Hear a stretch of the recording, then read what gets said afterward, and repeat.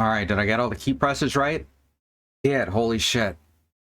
This is a new experience to me. How's everyone doing? It's Tuesday. Which means it's some me time, but with y'all, so, you know. I guess that made sense, what I just said. I'm not 100% sure, though.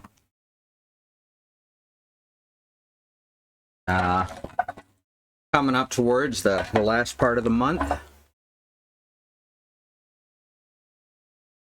been trying real hard to reach out to people.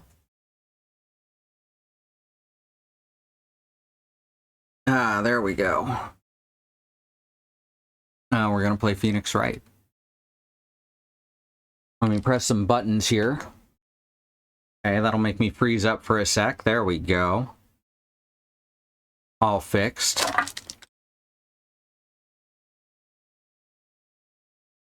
Boom. Alright, now I can see the screen. Now you can see the stream. The screen, one of those. Both of those is what I meant. Hope everyone's doing alright. We're gonna Phoenix some Wright. We're gonna ace some Attorney. Let's rock.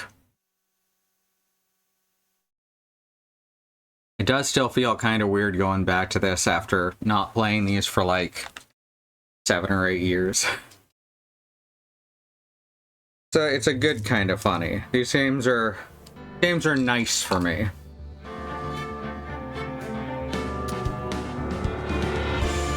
Imagine if occasionally the little guy won. I think that's what draws me to Phoenix Wright. Because sometimes the little guy wins.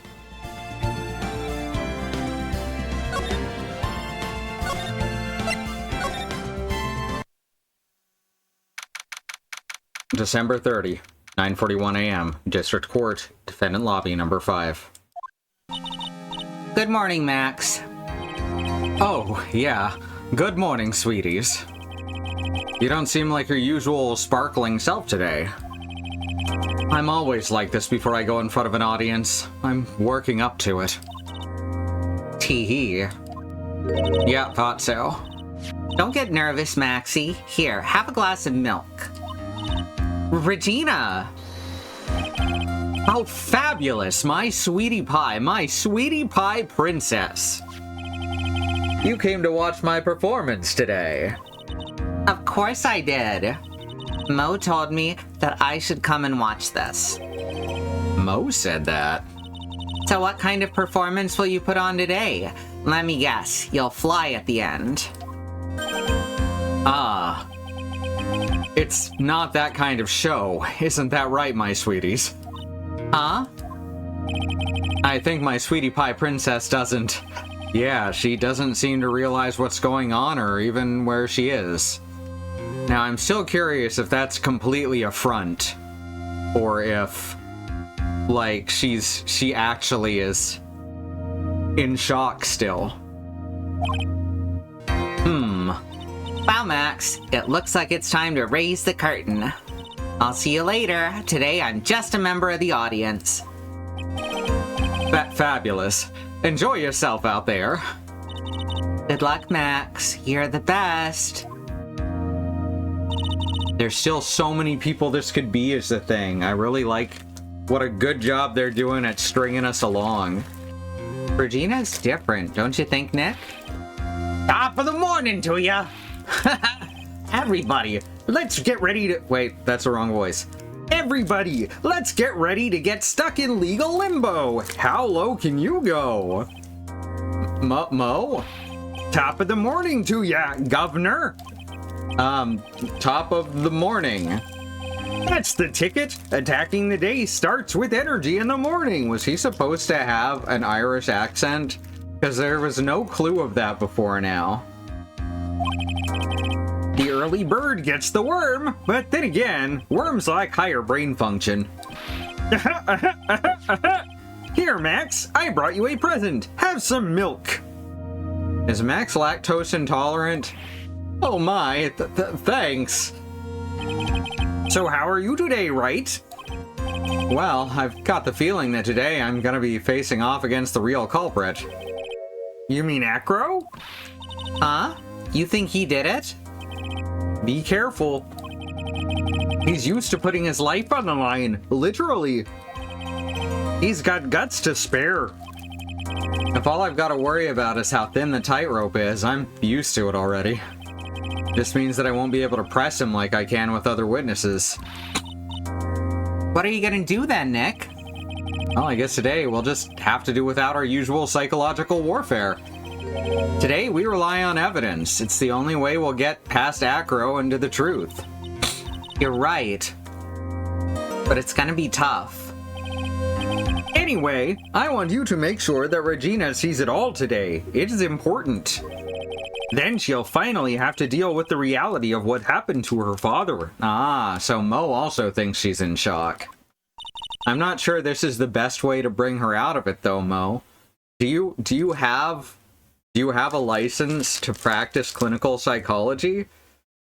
Because if you do, you should maybe be stripped of it. Ah, my nose is all stuffed up again. Let me get some water. You want us to make sure Regina watches? Yes, and that's why I brought her here to court today. What's that supposed to mean? She needs to know that when people die, they don't just become stars. I may be an old-fashioned clown, but I don't believe in people becoming stars, and she must share my spiritual beliefs. December 30, 10 a.m. District Court, Courtroom number 2. Court is now in session for the trial of Maximilian Galactica. The prosecution is ready, Your Honor. The defense is ready, Your Honor. Very well. Very well, Ms. Von Karma, you may proceed with your case. The prosecution would like to revise its previous theory of events. What's the mean? Oh my god, I'm not able to switch between voices. What's the meaning of this? We have discovered a new witness, or shall I say a new eyewitness. One that saw Maximilian Galactica fly off from the scene of the crime. Order! Order! I had a feeling that something like this would come up. Due to this revision, we are now prepared to explain how the defendant flew that night. An explanation the prosecution will present if the need so arises. In fact, my detectives stayed up all night creating a mock-up of the scene on my orders. Poor Gumshoe. Very well. Please call your witness to the stand.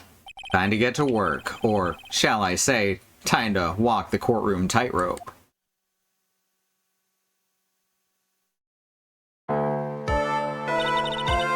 Name and occupation. Ken Dingling, but everyone calls me Acro. I'm employed as an acrobat at the Very Big Circus. Wherever you the night of the crime. I was in my room that night.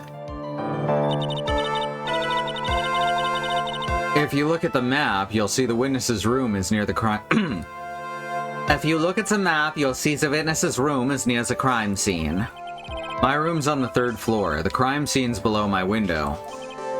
The night of the crime, the witness saw something quite shocking. Would you tell us what you witnessed? Okay. What I witnessed.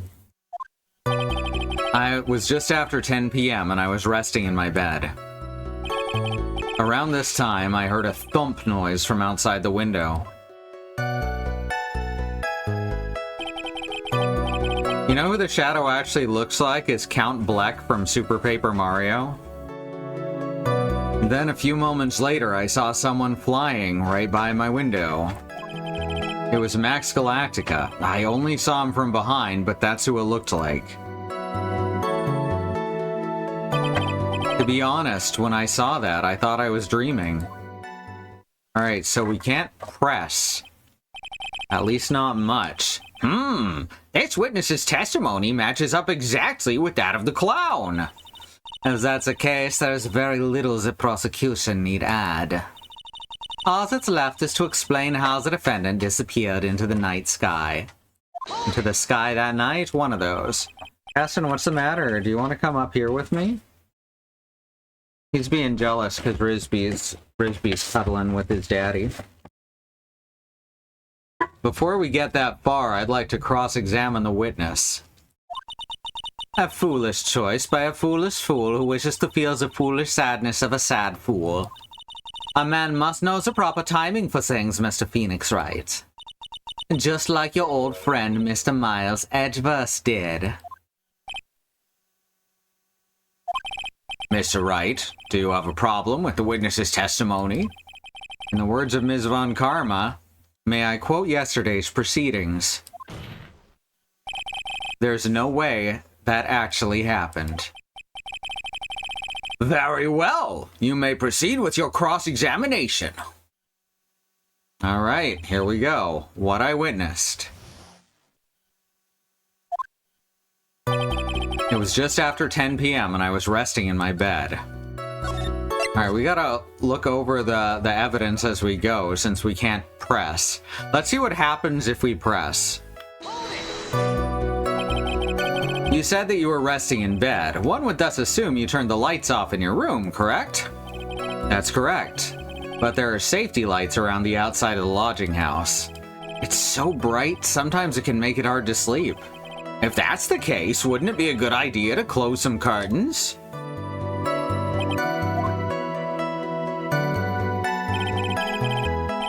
I never really thought of that. I guess that means I'm off to buy some curtains. Haha! Sometimes I do make myself useful in these chambers. Jesus Christ, Judge. He brought his birds with him. Yep, there's There's a little bit of stereotyping going on here that is unfortunately present in almost every character. Hi, Bad Road. Ow! The witness will proceed with his testimony. Okay, we didn't lose health for that. Around that time, I heard a large thump noise from outside the window. Well, you know what? I like that better, but he's definitely Native American.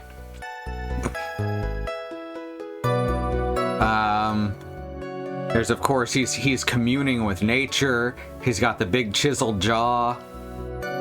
I don't know what tribe he represents. He's just nebulously Native American. Do you think in the original he was Ainu? I don't know what that is. Is that a Japanese tribe? I'm thinking he was definitely Native American in the original as well, though. Your room's on the 3rd floor, right? Yes. And you say that you were resting in bed. That's correct. But you were still able to hear a sound from outside. Indigenous Japanese before the mainlanders that the current Japanese majority are descended from took over. Ah, that's possible? But I think they're probably just going for nebulously Native American with the design. But you were still able to hear a sound from outside. I was indeed. Pressing acro doesn't seem to get results. Huh, but maybe something was contradictory in what he said just now.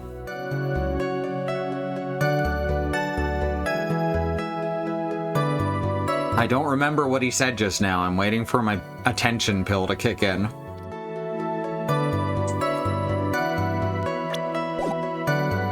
Gonna go with there's nothing wrong right now. What's the matter, Mr. Wright? Nothing, Your Honor. Until I can find a clear contradiction, I should tread lightly.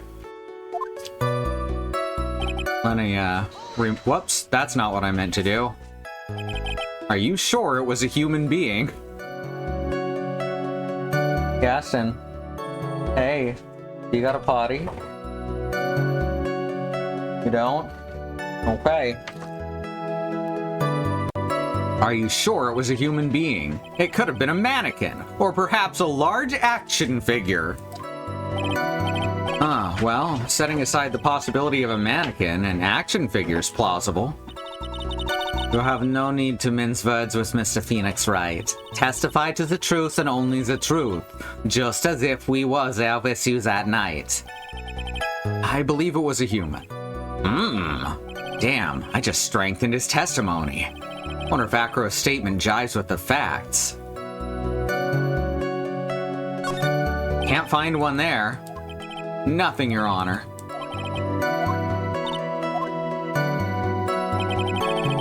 Alright. Let's take a look at what there is here with the evidence that we have so far. Got a picture of the crime scene.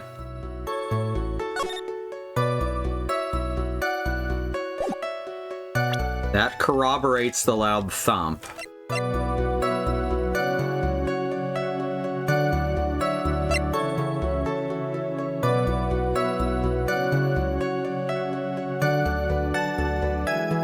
The hat fell off at the scene.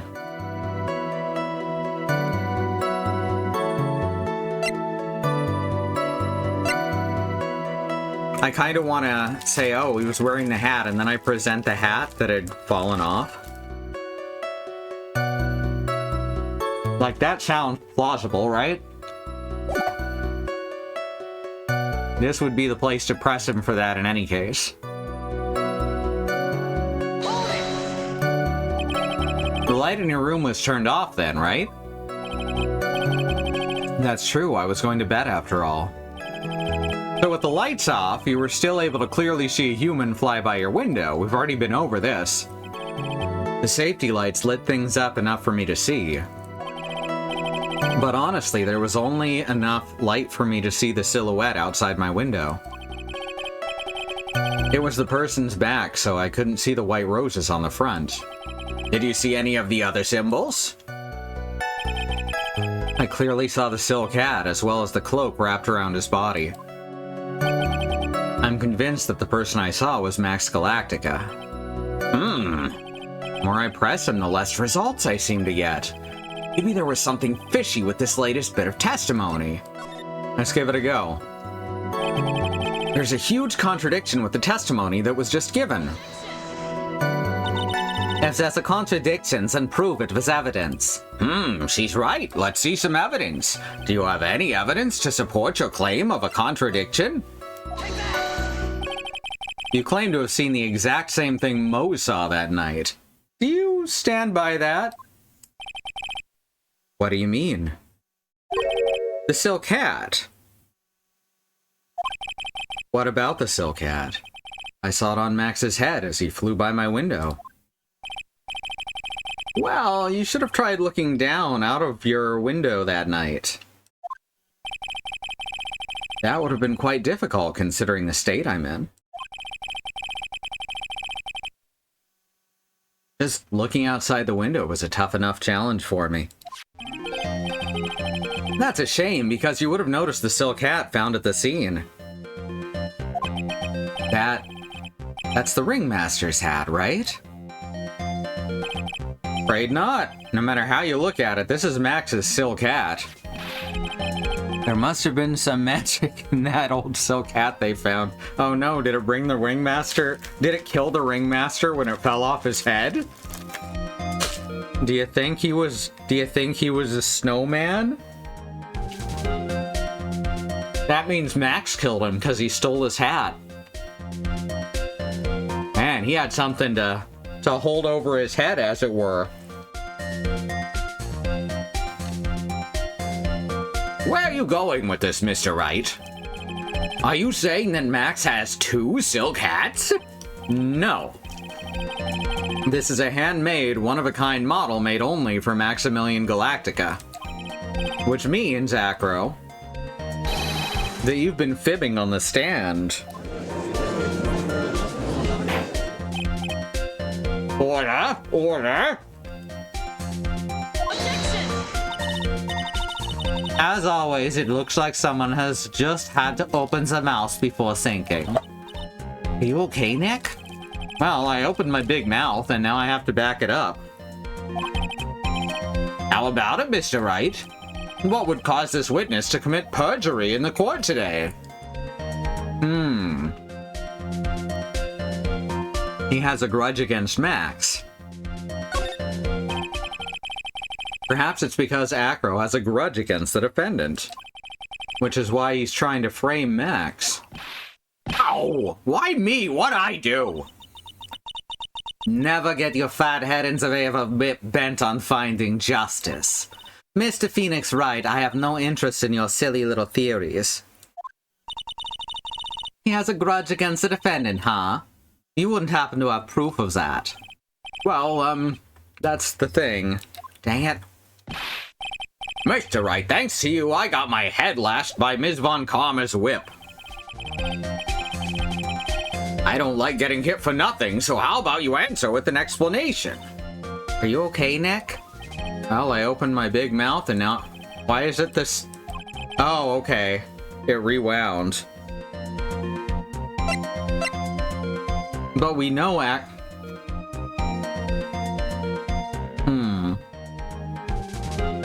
This is the only one that makes sense, that I didn't lose health for that, at least. Your Honor. On this occasion, the defense accuses Acro himself. On this occasion. Accuses Acro? What in the world are you accusing him of? Obviously, we accuse him of the murder of Mr. Russell Berry. Yeah, I thought we were gonna have to beat around the bush a bit before we got to that. Mr. Wright, are you serious?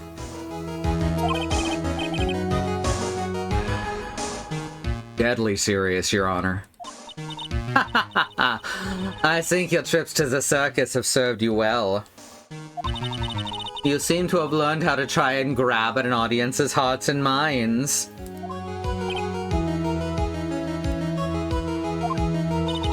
Your Honor, don't allow yourself to be swayed by theatrics. She says in that getup, which I absolutely would wear. Trying to rouse a crowd with smoke and mirrors is the oldest bluff in the book. You've literally done that repeatedly throughout this case. Really? If you don't believe me, just look at the witness. He's calm enough for it to be almost scary. He is staying rather calm and collected. Mr. Dingling, do you have any response to the defense's accusation? It is a nice outfit. It's the one thing I like about her. I don't really need to say a thing, do I?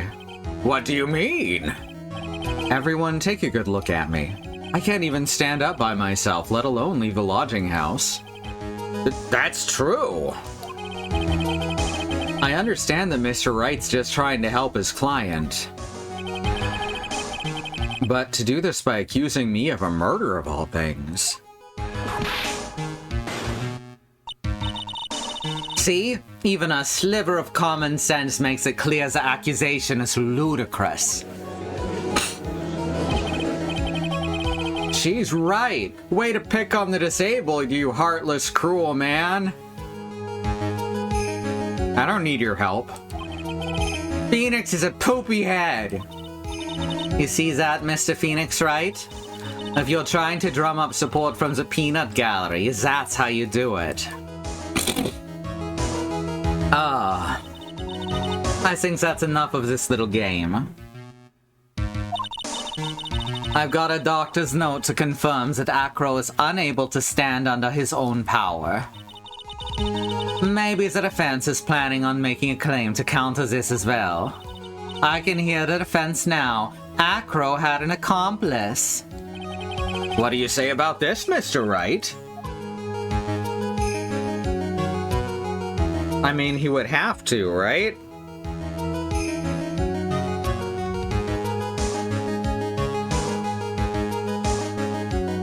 Oh, I can save here. Good.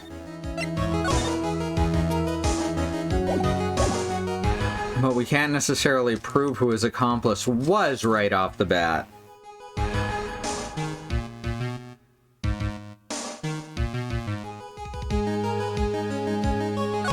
Of course he did. It's impossible for Acro to be the murderer in this case.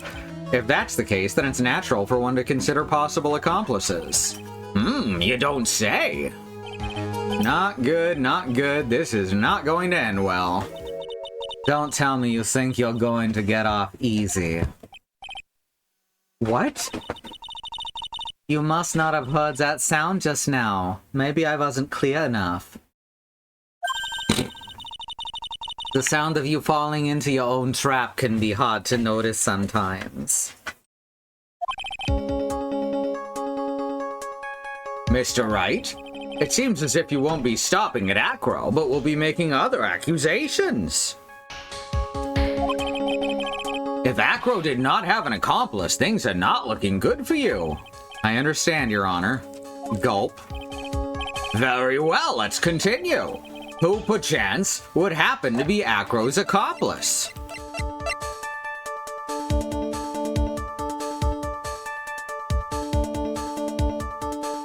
Do you think it's the monkey?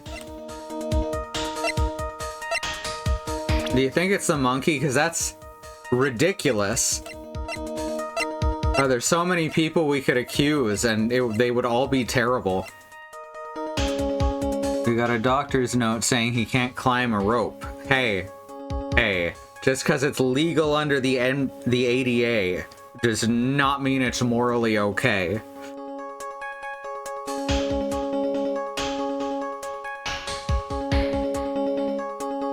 So I'm thinking the monkey.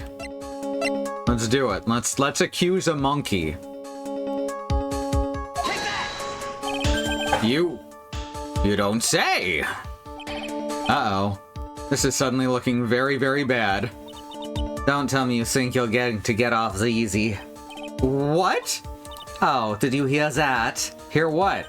The sound of you getting caught in your own trap. What a splendid accomplice. I'm sure this accusation is built on a solid foundation. Foundation? Yes, Mr. Wright.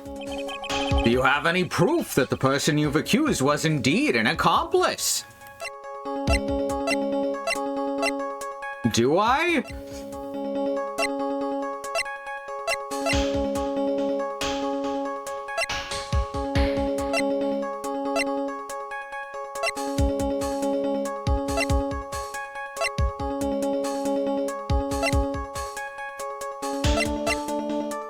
I don't think that I can accuse the monkey correctly. It just seems unlikely.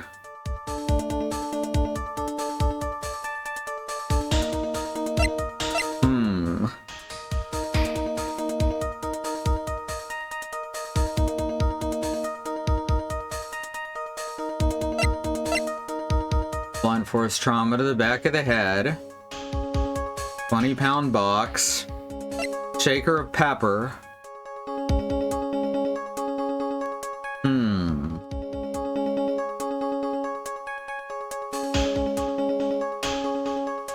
I think we've gone backwards somewhere.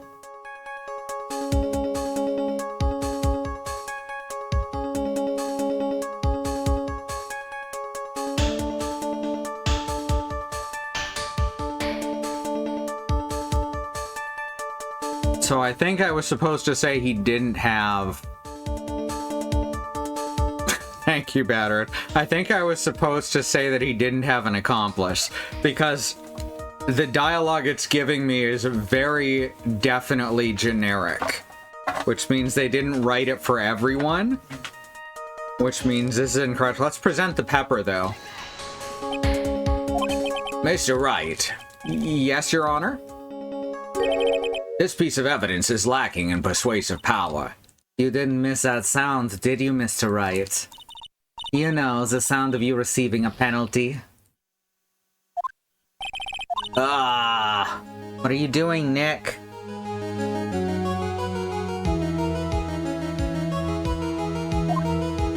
I mean, losing, obviously.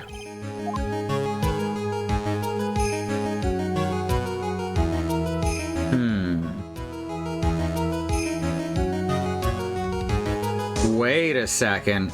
I just thought of something. Of course he didn't. What was missing from the cafeteria?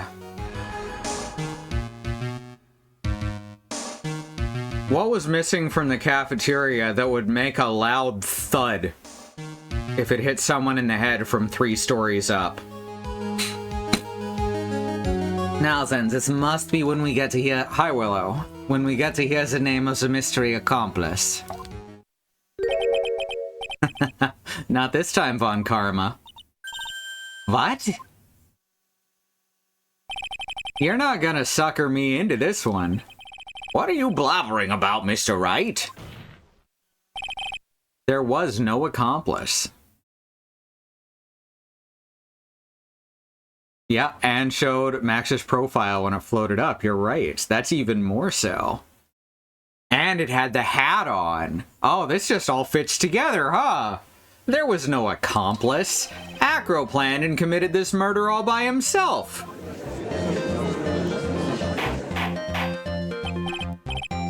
Order! Order! What are you getting at? Way to keep them on their toes, Nick. Now I'm gonna have to prove how it all fits together. I have to show how Acro murdered Russell Berry. Can you do it, Nick? Can you really do that? I know what I can't do. I can't stop me now. If I stop attacking, I'm doomed. 'Cause I'm having a good time. I'm having a ball. Alright, then let's do it. If you want a good time, then give me a call. Mr. Wright.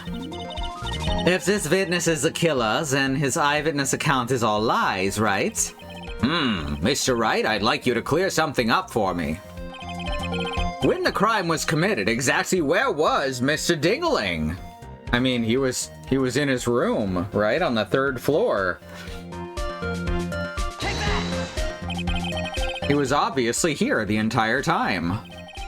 That's Acro's room? Pretty simple, eh? Acro wasn't able to leave the lodging house by himself. In that case, there can be only one correct answer. Acro didn't leave his room to kill the ringmaster. What? Are you nuts? What say you, Mr. Dingling? He's very calm. It's an interesting theory. That's it? Well, that's what I said earlier. I want to say this.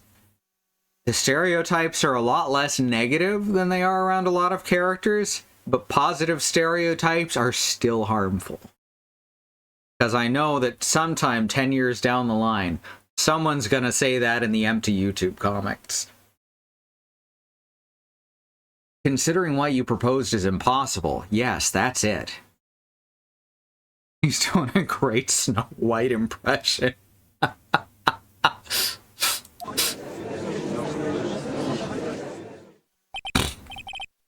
Mr. Wright?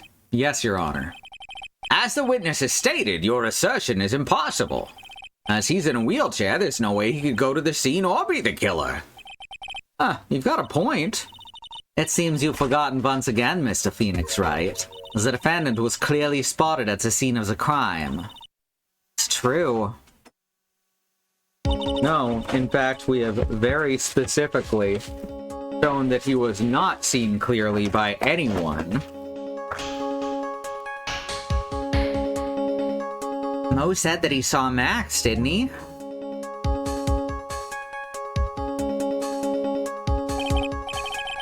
But Maya, it's still impossible for humans to fly. Do you mind if I ask a question, Mr. Wright?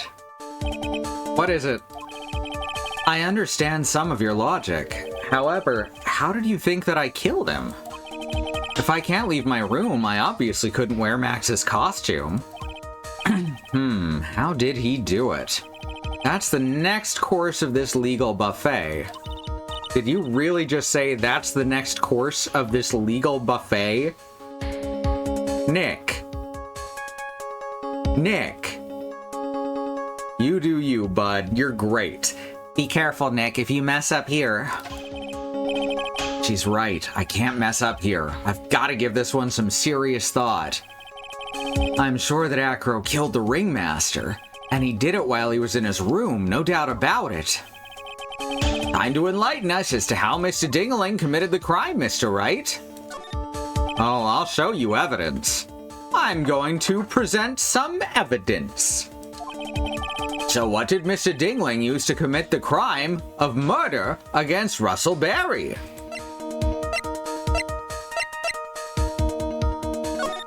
Yep, that's the one. And it has the hat there. Which I guess means the ringmaster was actually wearing Max's hat? They were, in fact, the Dingling brothers, yes. I don't know how I didn't get that. That's good.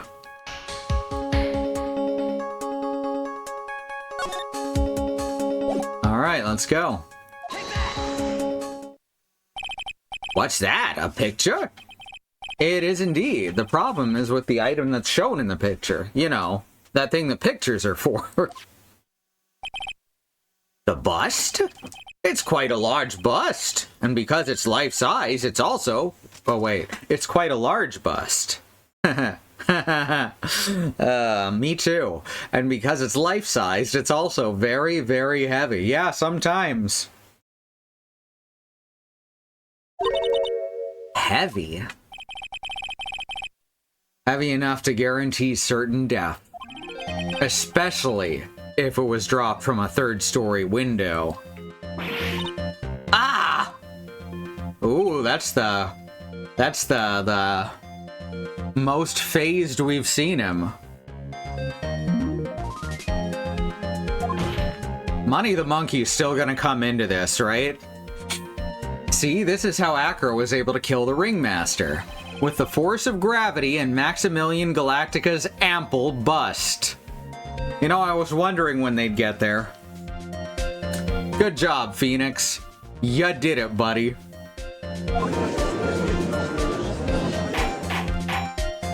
He stole it. Acro's room is where he oh my god, you're right. Oh, that's so obvious. Order, order. So you're saying the bust fell onto the ringmaster? A rather simple crime. Even if you were stuck in a wheelchair, it would be incredibly easy to commit. No, you're not stuck in a...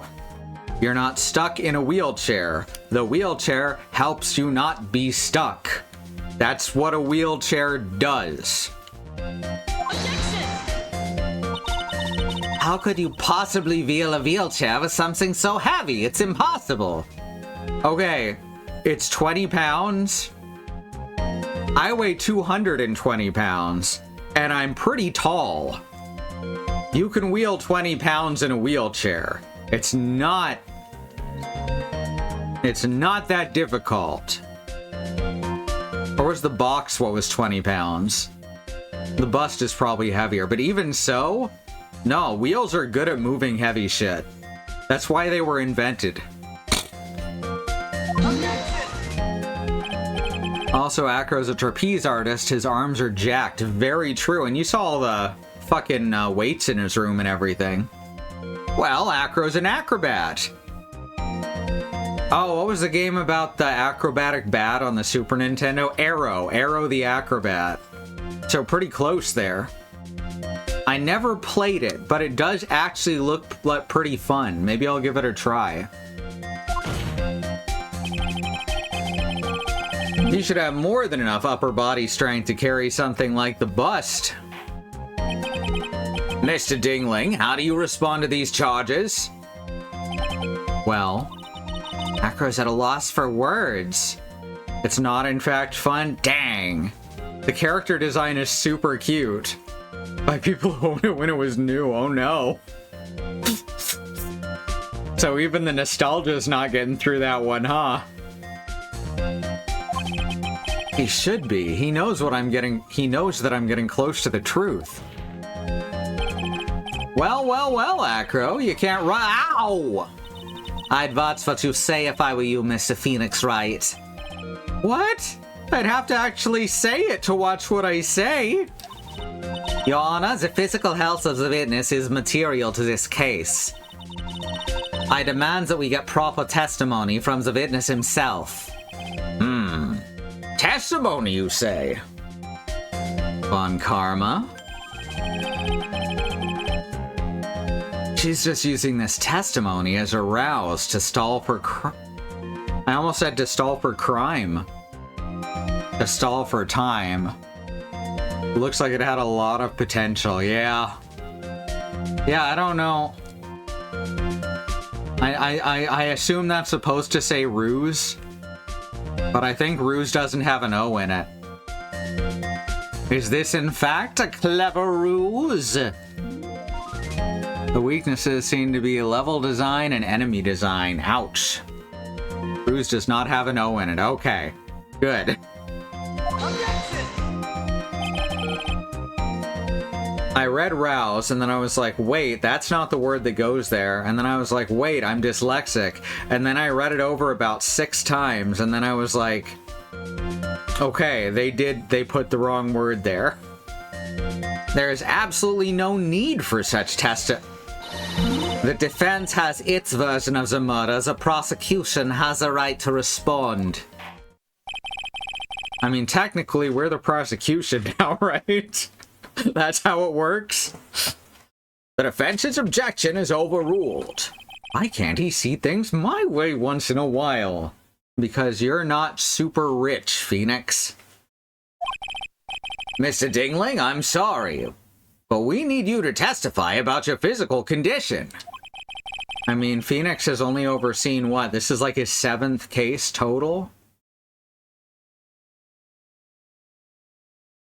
No, it'd be 8th? I don't know. It's fine. He's had a few cases. If you have any doubts about your ability to testify, we could request expert testimony. The witness will have no problems. However, let's all be respectful toward him. For the defense, Acro isn't on trial yet. With this court system? Are you sure? How many clients have actually paid Nick? Oh, that's also true. We know. Nah, I think most of them have paid. I think he would do pro bono if he really believed in someone right out the gate. But I think most of them have paid him. Otherwise, the office would be closed. And we've managed to keep that open for over a year now. Like, we've defended Maya twice. She's an employee, so that's probably pro bono. That's true. That one's definitely true. Maya has not paid us a dime. Thank you. That woman will sink to any low to win a case. What, like asking for testimony? That's not a low. That's what she's actually supposed to do. She's already sunk much lower than this. Frisbee, hey, chill. I know, I'm itchy too. Allergies. And Frisbee already has an over-grooming problem when he's nervous or restless. Alright, Acro's physical state. This stream is 50% playing the game, 50% talking about the lore of the games, and 50% me coddling my dogs. I suppose I could have lifted something the size of that bust. I have a strong upper body from working as an acrobat, and only my legs were injured. However, lifting the bust and looking out the window would have been impossible. There's no way I could have exerted that type of force on my lower body. That makes it impossible for me to have known the location of the ringmaster's head. Thus, it would be unrealistic for me to drop the bust on him, don't you think? It was on wires. It was obviously on wires. That's how it flew away. Are we forgetting that part already?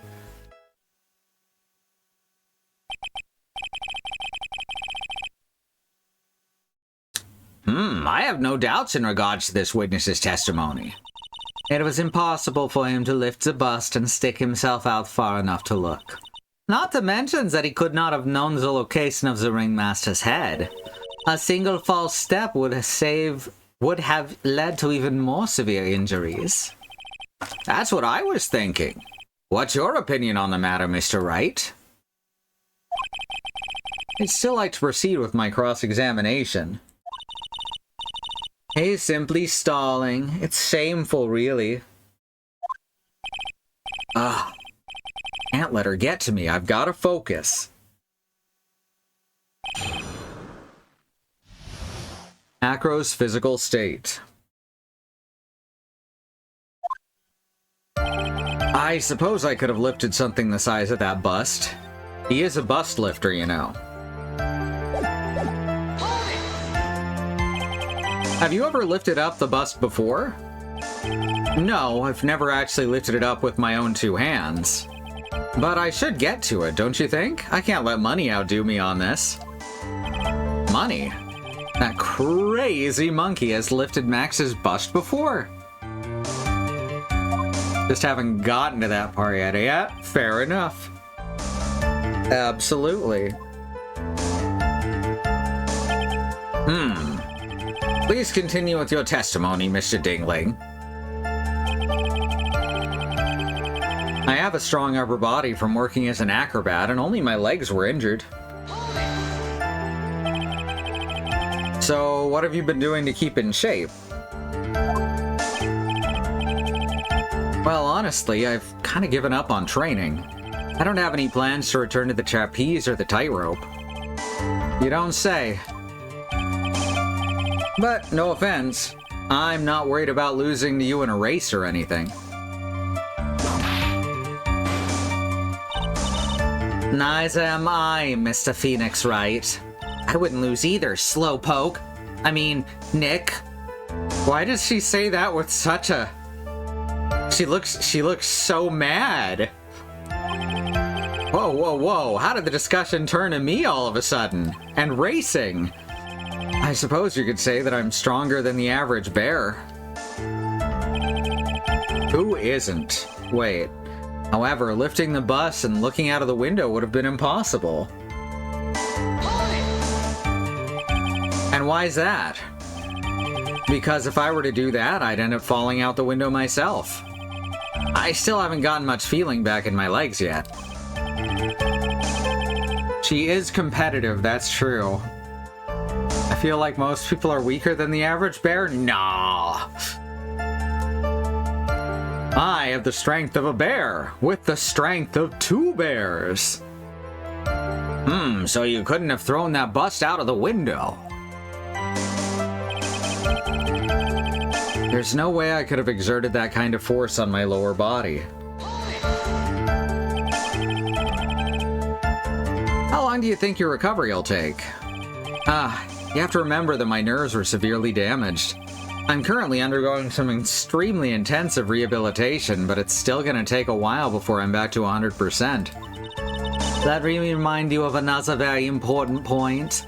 As the witness was carrying the bust, he would not be able to see out below the window.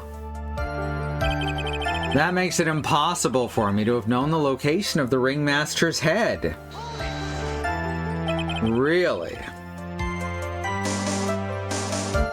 Why do you say it would be impossible? Allow me to explain. You accept that if I was carrying the bust, I couldn't see out below the window. Thus, there's no way that I'd know the location of the ringmaster's head. Well, I suppose you've got a point. Hey, Nick? Huh? What if you turn things around? Maybe if you think of it sort of the box. If he knew the location of the ringmaster's head, then he could drop the bust. That does make sense. Only I could prove somehow that Acro knew the location of the ringmaster's head without looking down. How'd the box get to the crime scene exactly? Someone placed it there. I think I've already explained things sufficiently. Thus, it would be unrealistic for me to drop the bust on him, don't you think? I'm going to press on this just to see the dialogue. If all you had to do was drop it, then it wouldn't have been a problem at all. If all I had to do was drop it, you're right, I could have done that. However, though, that actually reinforces our case. There's no way that I could land a direct hit on the ringmaster's head. So that kind of makes your theory a bit pointless, doesn't it, Mr. Wright? Acro's strong enough to lift up the bust. The main problem is how he could have aimed for the ringmaster's head. I wonder if he used some kind of tool to aim for the ringmaster. That's the ticket, Nick. Show them what you've got. I gotta be careful. I have to find something that fits perfectly with the case. I don't remember us finding any sort of tool. But maybe we overlooked something.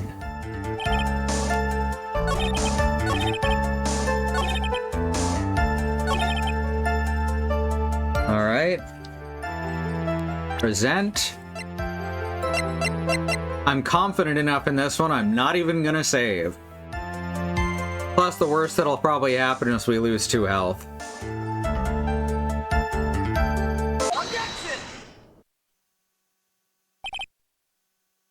Acro.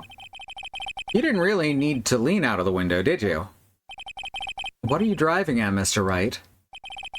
You already knew ahead of time where the ringmaster's head was going to be. Quite precisely, I may add. Your silly hinting at things is pointless, Mr. Phoenix Wright. Enough stalling. How about you show us some evidence? But I did such a good job hinting. Yes. Hurry up and explain things, Mr. Wright. Maybe you should take a look at this.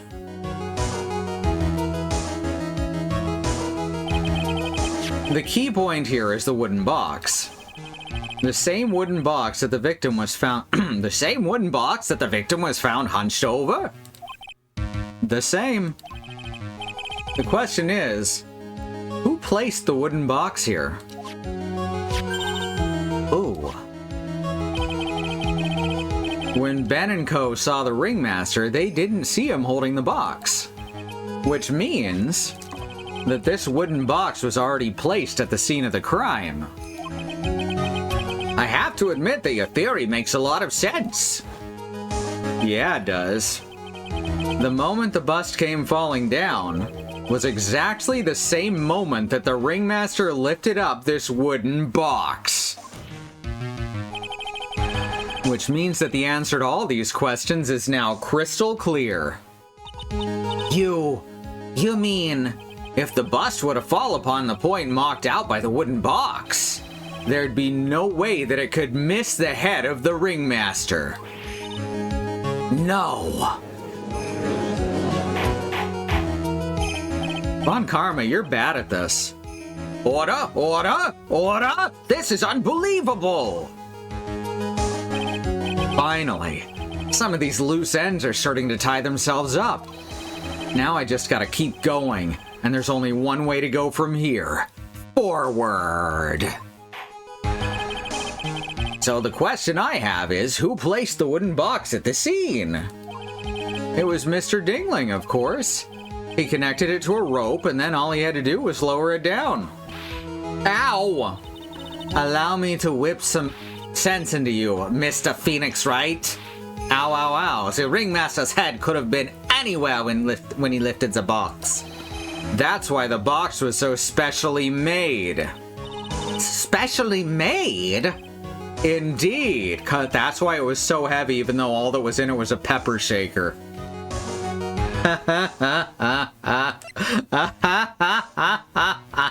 It had the most peculiar feature. The box has a remarkable weight. Weight? Well, according to the court record, it weighs 20 pounds.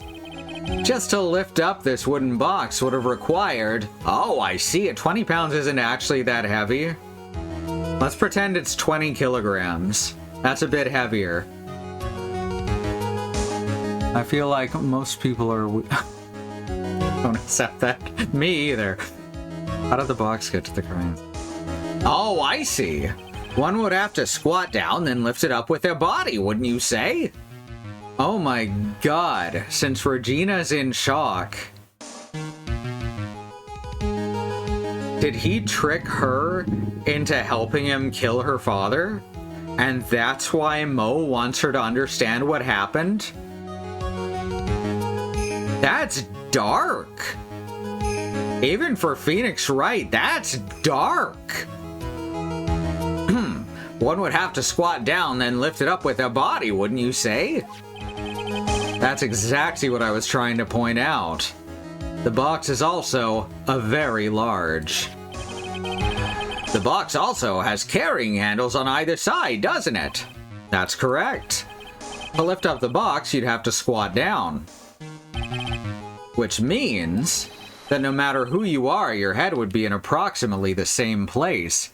20 kilograms is 44 pounds, yes, so that would be much harder to lift without crouching. Like, I technically have a carry limit, and I would feel comfortable picking up and moving 20 pounds with very little trouble. So I definitely think they probably just, it was probably original 20 kilos in the Japanese version, and they just changed the measurement to pounds for the American version. Because people don't know what a kilogram is here, but it comes off kind of silly because it ends up being not all that heavy. That no matter who you are, your head would be in approximately the same. Okay, we got that. Let's go. Fool! So yeah, either he had Regina or money tie up the box to the wires, right?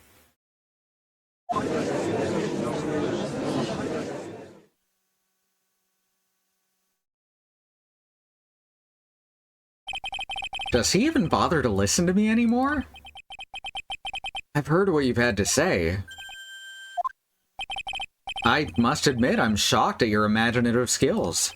Did you do it? Did you place the wooden box in the plaza?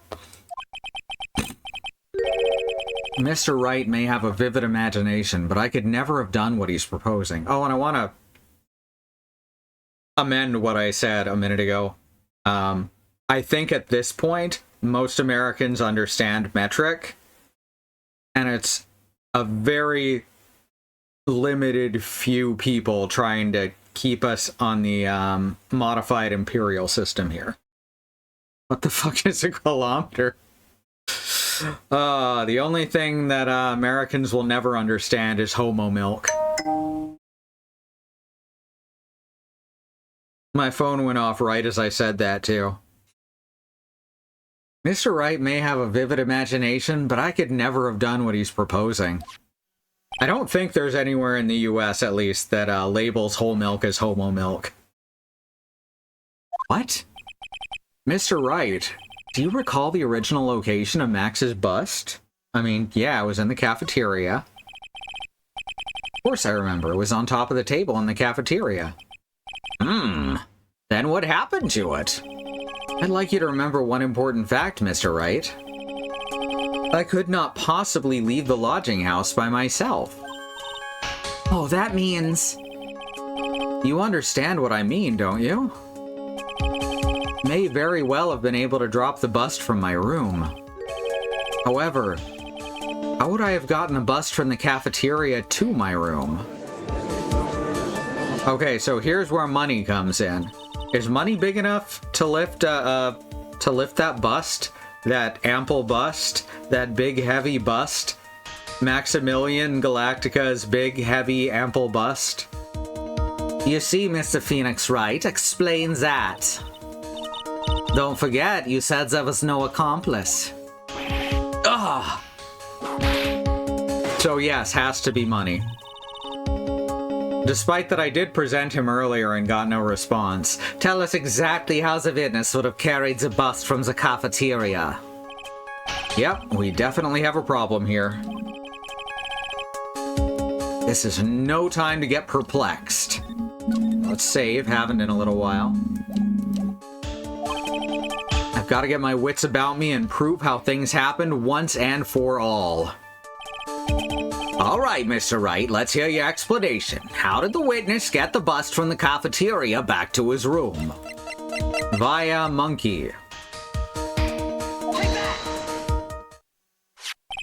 Think it worked. A monkey? Everyone knows money. He loves shiny objects of any size. Oh, like when he stole the ventriloquist's ring. So, are you saying the witness had a monkey steal the bust? Of course he didn't order the monkey to steal it. The monkey stole it on his own and then brought it back home. Home? Money lives in Acro's room. Acro's room? Is there a monkey back guarantee? Only from behind. But the bust was bronze, wasn't it? Bronze isn't all that shiny. Maybe you should put the whip down sometimes and read the court record. My, those are some very nice cards he's holding. Also, bronze can be very shiny. You know, if it's polished frequently. Yes, and they're made of platinum, which is very shiny. Ah! Acro. Money is a strong monkey, right? It'd be easy for him to bring the bust back to your room. Or even if people touch it frequently with their oily skin. Ah! If he wasn't able to handle that himself, I'd be on the market for a new roommate. Order, order! I said order, Ms. Von Karma! Where's the bust in question at this moment? I don't know. They're searching for it as we speak. Rather, Gumshoe's searching for it as we speak. This is a rather strange turn of events. But let's say that the monkey had not stolen the bust. What would have happened then? Like, sometimes you'll see a bronze statue that's mostly green, but one particular part is shiny because people rub it for luck. Oh! Right, like when JJ played, what's it called? The world ends with you, and Hachiko had a...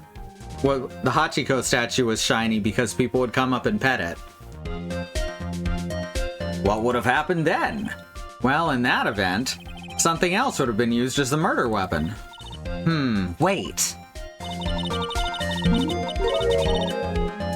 Then you mean this bust was the murder weapon purely by accident? No, it's possible. Maybe Acro saw Money's mountain of stolen goods and thought to use one of them. Anyway, I think we've more than proven one critical fact. Namely, that it was entirely possible that Acro was the murderer. Moron! I do not like that word.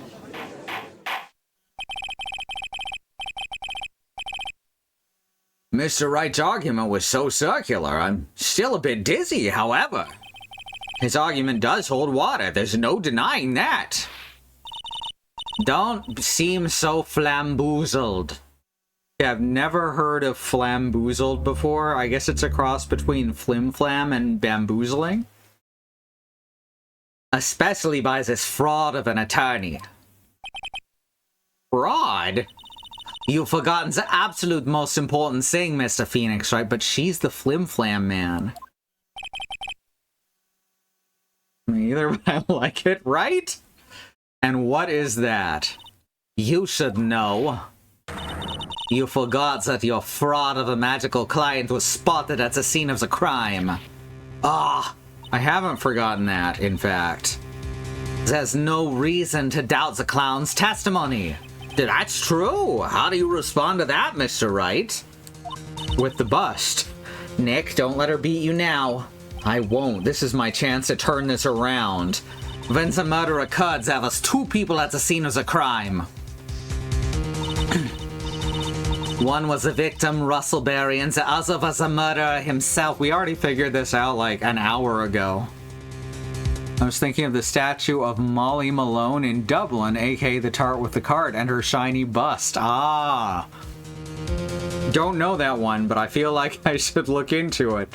I'm half Irish. It's part of my culture.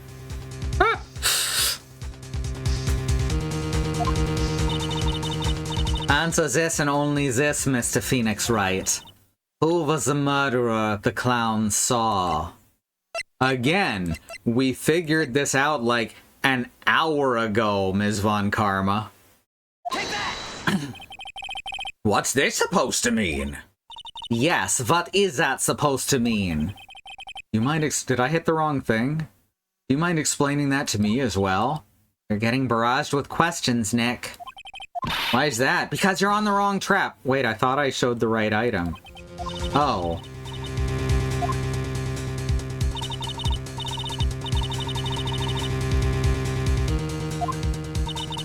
Did I not? Okay, am I totally on the wrong track, or did I hit the wrong... Oh, I did. I hit the monkey, didn't I? See, my brain just goes blank sometimes. Part of ADHD. Alright, this is fine. We don't need that health anyway. I'll take the hit. Here we go. Ow! I asked who was the other person Mo saw on the scene. That evidence has nothing to do with the question. Au contraire, mon frere, it does indeed have something to do with the question. Mo said that he saw Max's silhouette, but he did not actually see the man himself. It wasn't a human being he saw. How is that possible? It's simple, really. What Mo actually saw that night was Max's bust. What are you talking about? Have you tried using your brain at all in this case? The silhouette he saw was wearing a cloak. There's no reason why you couldn't attach a cloak to a bust. It'd be easy to hang one off of the cards in the bust's hands. That's true, and it'd just look like big shoulders. Next, she's not a frere, she's a sewer. I'm sure I butchered those pronunciations, but you're right. Idiot! Who in their right mind would put a cloak on a bust? It doesn't matter who put it on the bust. Just wait a minute now, Mr. Wright. Who put the cloak on the bust? That question is of utmost importance to this case, don't you agree? Oh, he caught me. So let's have it, Mr. Wright. Who put the cloak on the bust?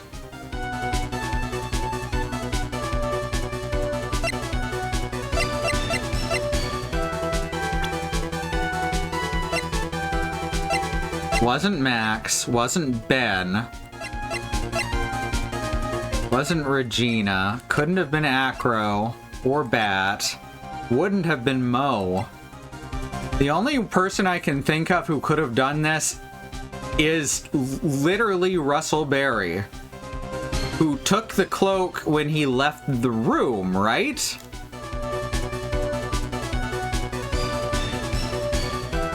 That's true, Bad Road. You got him. But no one else has the opportunity here. Well, I can't go back and save, so let's do it. It won't kill us. Fool! Him?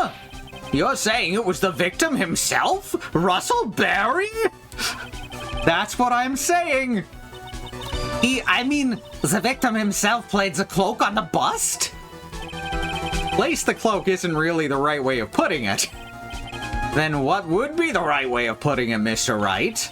Explain yourself. Nick, do you really have a handle on all of this?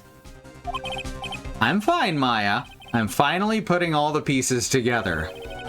There's really only one picture I can paint anyway. Alright.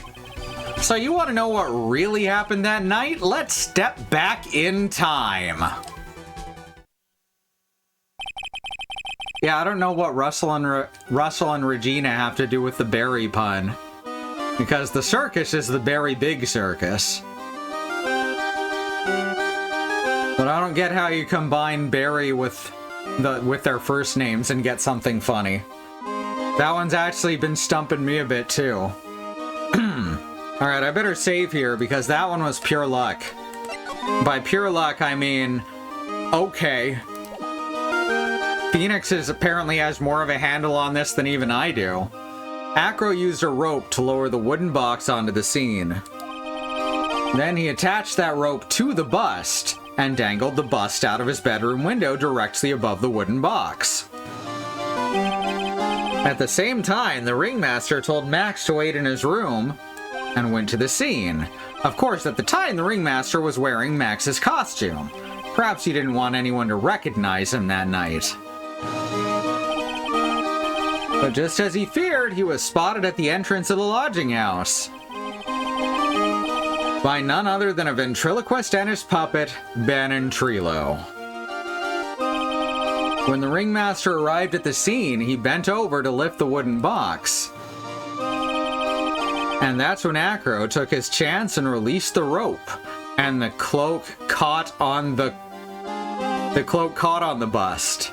The cloak caught on the bust.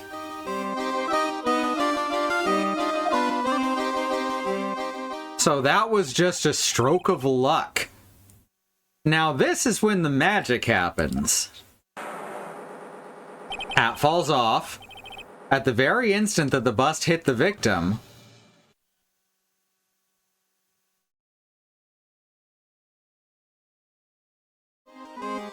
fucking incredible. You wait just a second there, Mr. Phoenix Wright. As much as you try, as much as you scheme, this just isn't true. It can't be. It's still a little early to be getting so upset, Ms. Von Karma. This circus isn't over yet. What? This is amazing.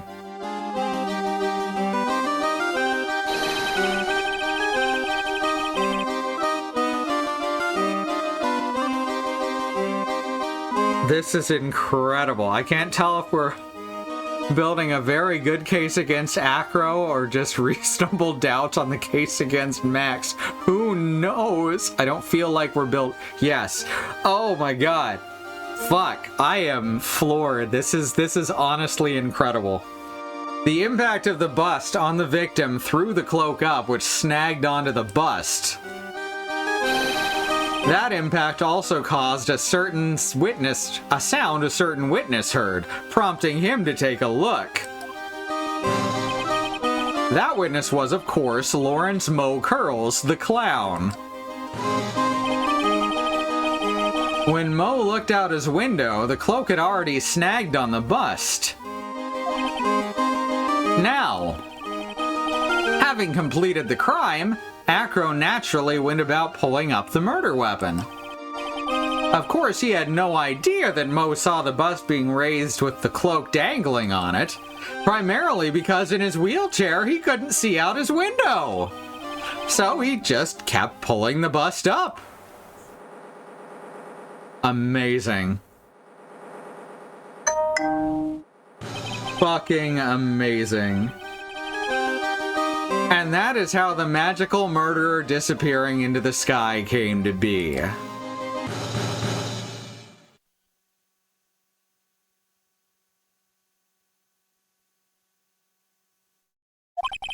So you see, the only person who could have pulled this off is the one person who was able to drop the murder weapon from above the crime scene. Acro, it could only have been you.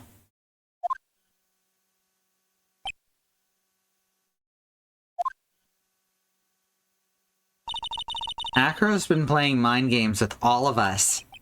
Sure has. He has to come to the end of his rope now. So? What now? You've only graced us with a rather long-winded tale. But do you have any evidence to prove that your fairy tale is true? Evidence? In court? What is this madness? In this court, only two things matter. The power of evidence and the power of my whip. You think he wanted to kill Max in the first place and also misidentified Russell? That's possible.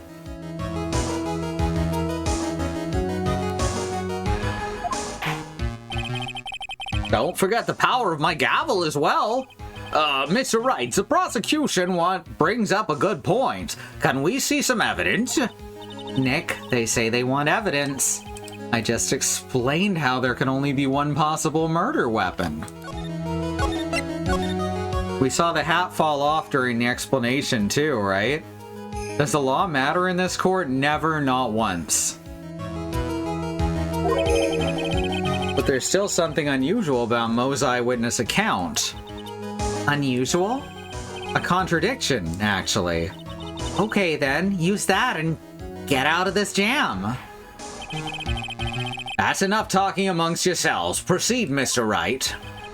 Present some evidence to the court that backs your claims. I want hard proof that you've unraveled the trick to this magic case.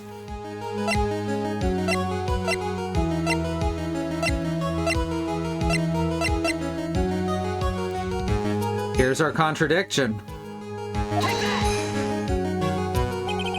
The problem is Max's three symbols. You know, the silk hat, the cloak, and the white roses. Those symbols were a problem numerous times during yesterday's proceedings. Is it at least as important as Franziska's whip? Not even close. Yesterday, there were two contradictions in Mo's testimony. The silk hat was one, the white roses was the other. But the theory I just presented explains all of these contradictions. You fool, do you ever shut up? Max's silk hat was found at the scene of the crime. However, remember what Mo said yesterday. He testified that the criminal he saw fleeing the scene was wearing a silk hat. There's only one explanation for that. The silk hat that Mo saw was actually the bust's. Makes sense. If you look at it that way, then he did see the Silk Hat. Sort of. Fine, you've got one, but what about the other contradiction? The other contradiction? Remember what the ventriloquist said in court. He said that he witnessed white roses on Max's chest that night. But the clown's testimony doesn't match. The clown said that there were no white roses. I'd like to see you try and explain that one away. Can you do it, Nick? Of course. I can explain all of it. What was that? Please recall the instant when the cloak snagged onto the bust. If the cloak snagged on the bust, what happened to the white roses?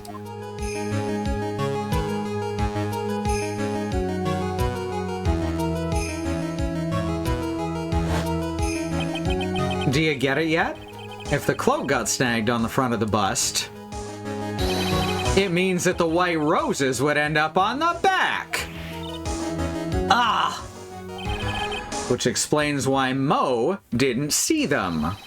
The white roses were not visible because they were on the back side of the bust. Order! Order!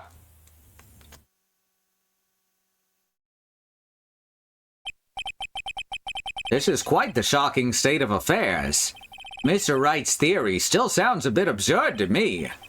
However, let's just keep going down this road for a while and see where it leads. Let's do this, Nick. Then maybe Von Karma will finally throw in the towel.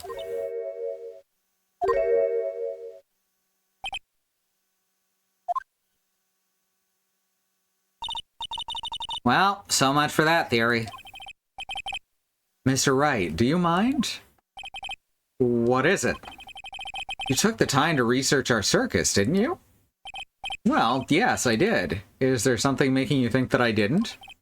If you did, maybe you'll understand why I think you're off track. Oh, why is that? Motive. This witness feels an incredible debt of gratitude towards the ringmaster. Anyone with any relation to the circus is well aware of this.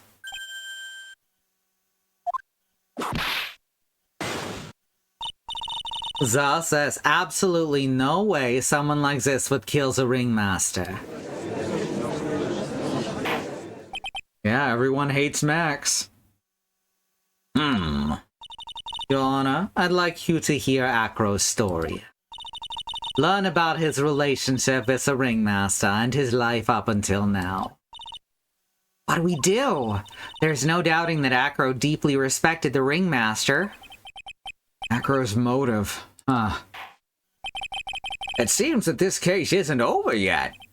Very well. However, I feel this is a good place to take a break. I'll listen to the rest of Mr. Dingling's testimony after recess. This court will now take a 10-minute recess. All right. I guess that's a good time to take the break, huh?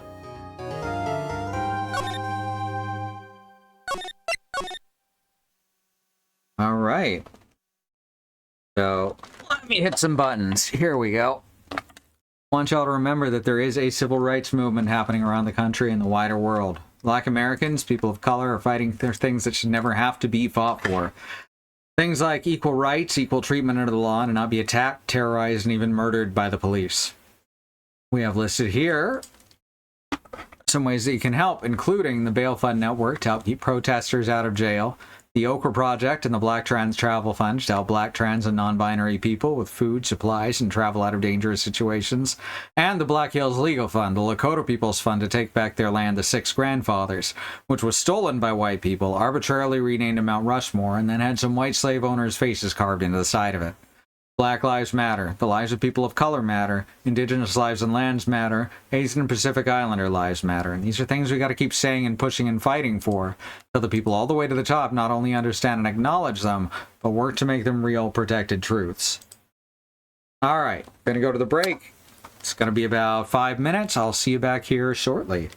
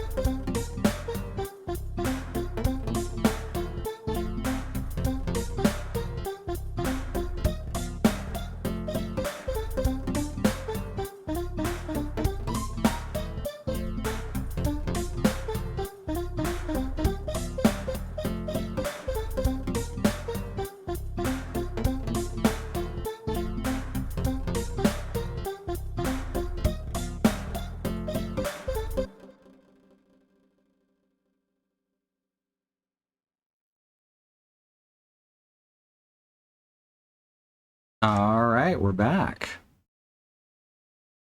Catch up on chat a bit here. Yeah, I was thinking that he didn't kill Russell on purpose and that he was aiming for someone else. And Max and Regina both come to mind. The pepper is symbolic regardless of who he blames. So, like, we've got almost everything we need here. Here we go. I think this is going to be the very last segment of this episode.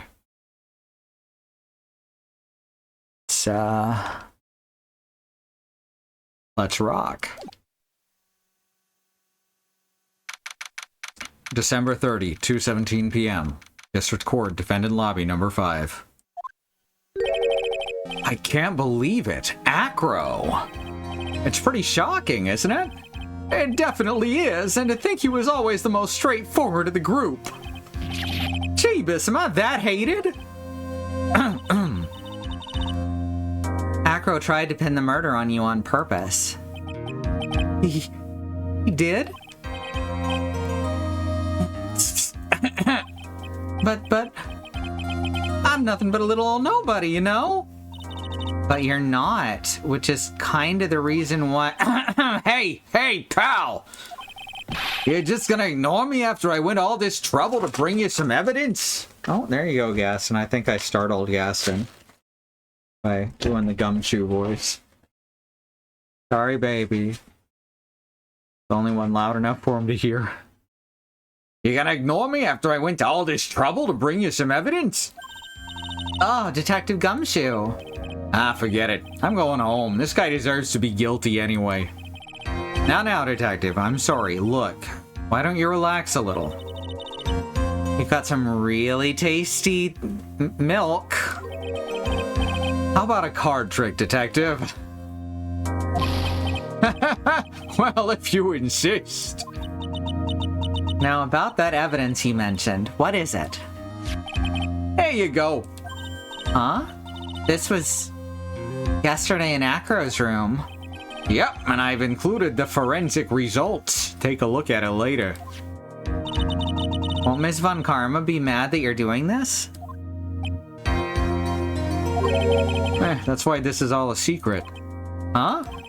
Look, details are on a need-to-know basis, and we're not really allies or anything, but everything that's happened in court up till now has gone according to our plan. I don't know. Ms. Von Karma didn't seem in control of things in there just now. You'll figure it out eventually, pal. Yesterday, our final plans were set into motion. Final plans? Uh-huh, that reminds me. I got a message from the prosecutor for you. Nothing is ever truly decided until the very end. That's it. That's it for me too, pal. I'm out of here. Isn't that... What did he mean by that, the very end part? I'm not sure. It was all pretty cryptic to me. Oh, one more thing. Okay, so they actually did pull Columbo there. Don't scare me like that. It looks like there's a large care package from the circus for the defendant. What? For me? It's milk. The reception area looks like some kind of dairy. So hurry up and drink it all before it spoils. An entire dairy's worth of milk for me? This milk thing is the most cryptic part. December 30, 2:27 p.m. District Court, Courtroom number 2.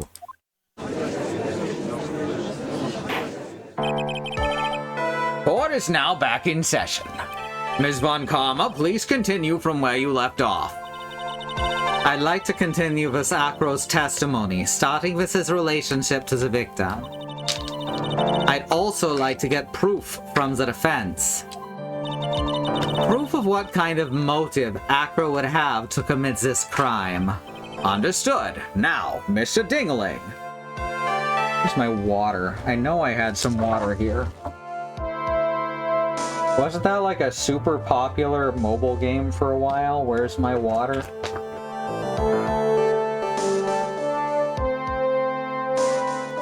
There's some water. Not the bottle I was looking for, but it'll do. Understood. Now, Mr. Dingling.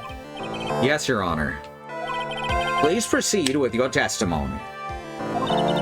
Finally, we get to the motive. Wait, Nick, are you okay? Just do me a favor and don't ask questions you don't want the answer to. Dang.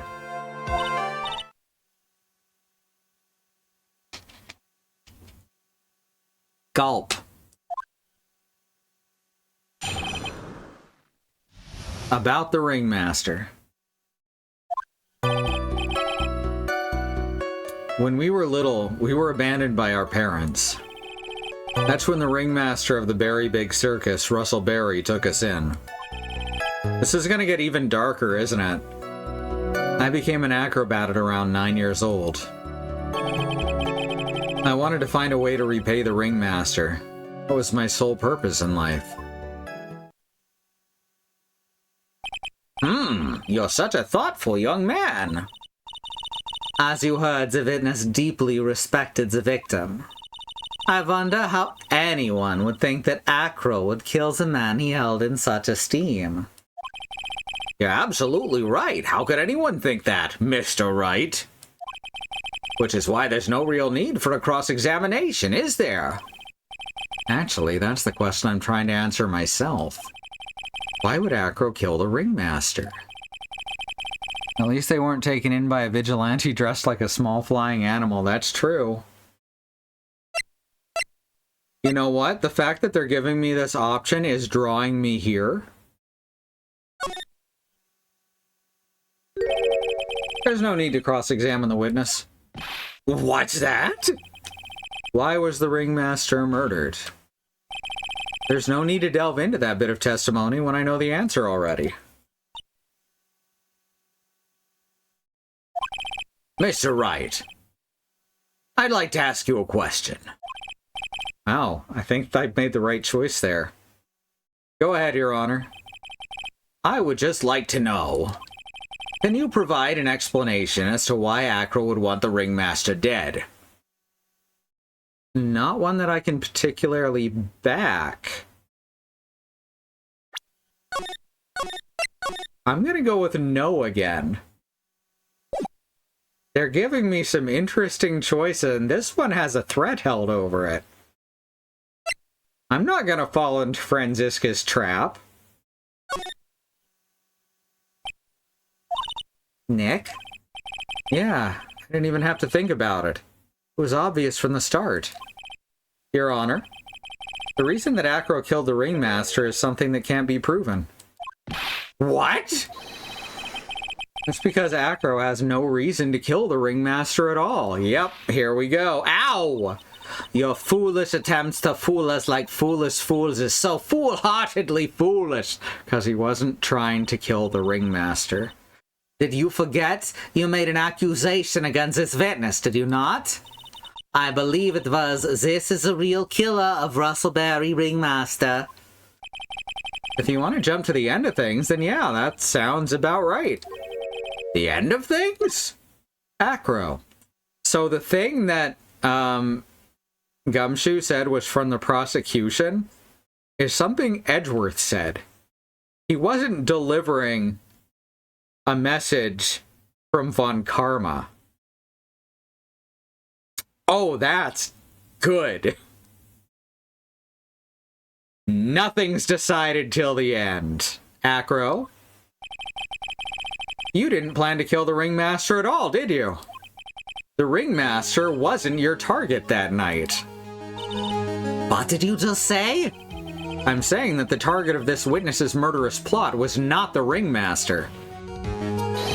Because it was never his intention to kill Russell Berry to begin with. If you plan to kill one person and accidentally kill someone else, is that attempted premeditated murder or negligent homicide? I imagine both. I imagine both charges would have to be added.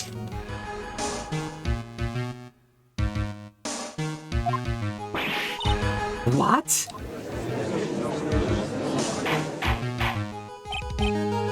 Order! Order! Bailiff, I don't care who it is. Smack anyone who's loud in the face, twice if you must. Mr. Wright, what in the world are you trying to do to my court? Mr. Phoenix Wright, what in the world are you trying to do to this court? Court, are you attempting to imply that Acro was trying to kill someone else? Yes. And I know who.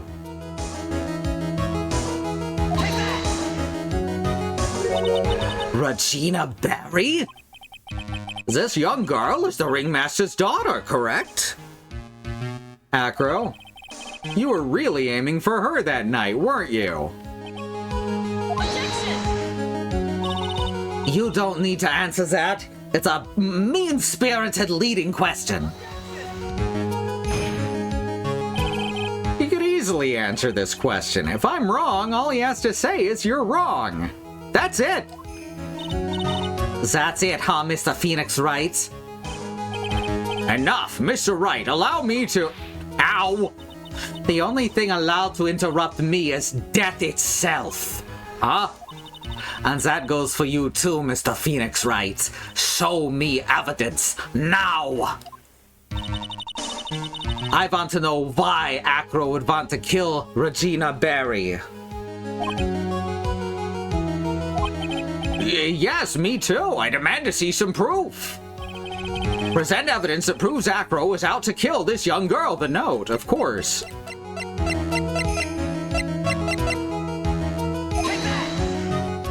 There's not even any doubt on these. Acro, you remember this, don't you? It's a piece of paper that we found inside the ringmaster's tailcoat. Inside the victim's tailcoat? Acro wrote this note. It's ironically entitled, "To the Murderer." Its purpose was to call someone to the plaza at 10 p.m.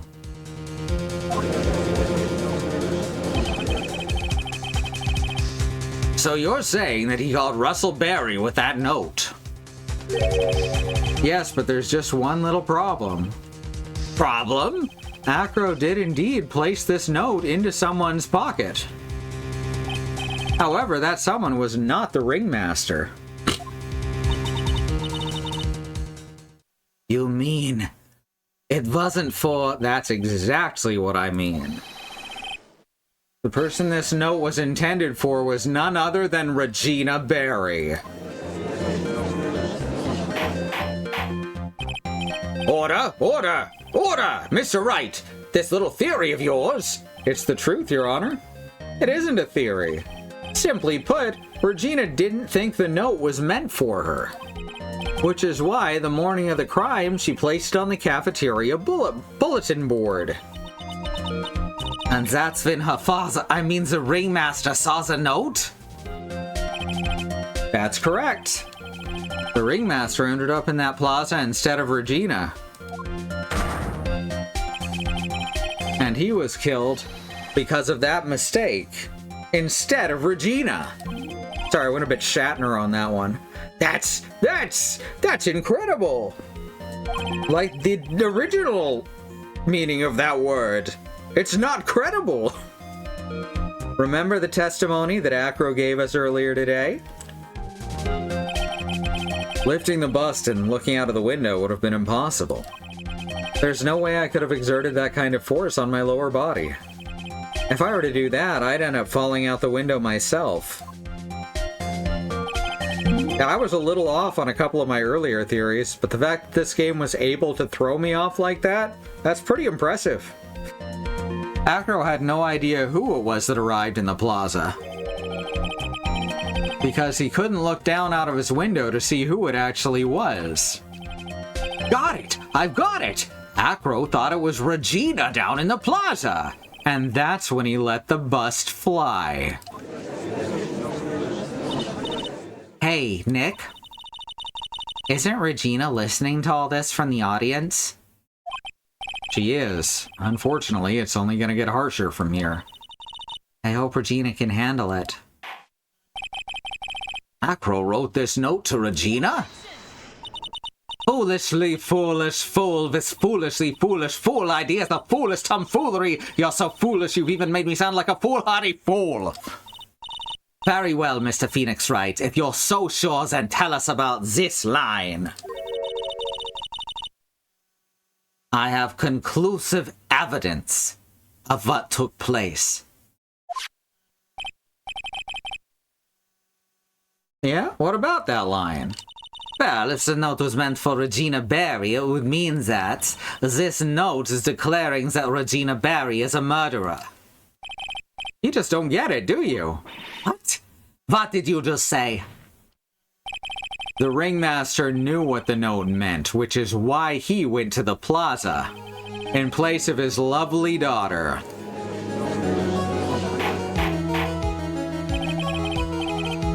Did Regina already say this in court? Because if she didn't, this is inadmissible hearsay and testimony from the defense attorney.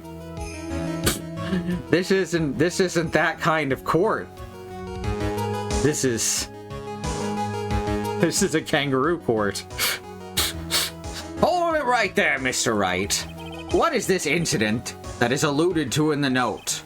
The incident 6 months ago. I know all about it.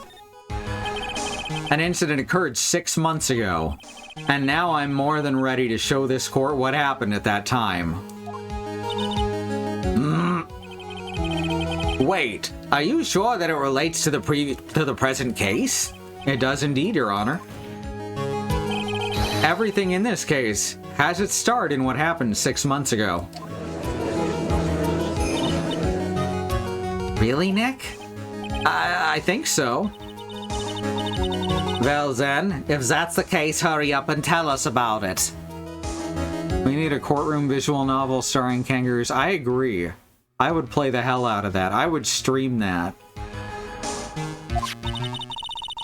What is this conclusive evidence mentioned in the note?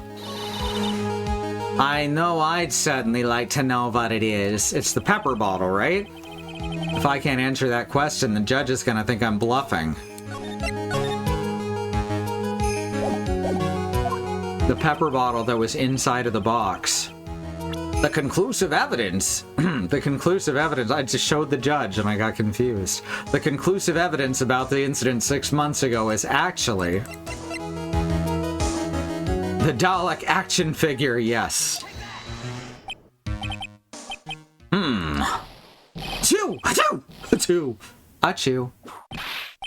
Achoo, achoo. What kind of spicy joke is this, Mr. Phoenix Wright? It isn't a joke at all. It's the decisive evidence you asked for. What do you mean? What do you mean? It does look like, kind of like a Dalek, huh?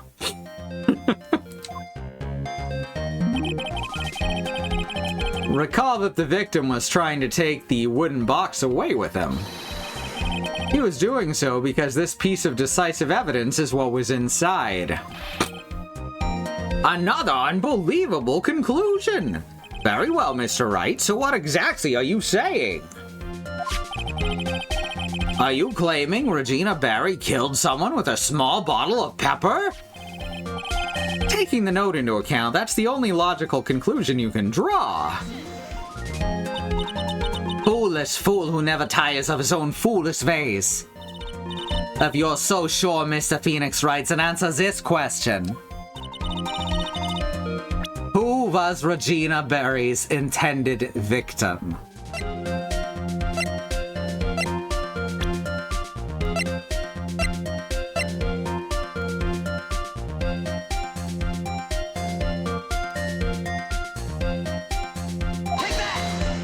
Ouch. Who's this? That's Acro's younger brother. What does that prove? His younger brother isn't dead. Technically, that's true. However, Bat's been in a coma for 6 months now. It's not a stretch to see how Acro could feel that his brother's dead. Regina? She did that to him? Do you spend your entire life dreaming up new ways to be a fool? I usually get to sleep around 2:30. Naturally, the prosecution has looked into Acro's brother, Sean Dingling. 6 months ago, he was bit by a lion and fell into his current comatose state. A lion?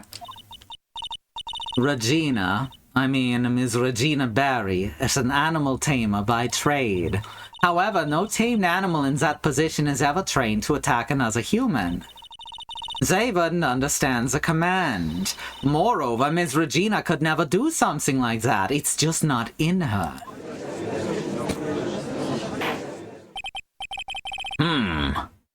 So then what happened to Acro's brother? He's not the victim of an attempted murder. He's the victim of an accident. I see. Now what do we do? No one seems to be going along with your theory. Do you think what happened to Bat was actually an accident? I do think it was more than that. Franziska thinks there's someone who couldn't commit murder, right, in this universe especially?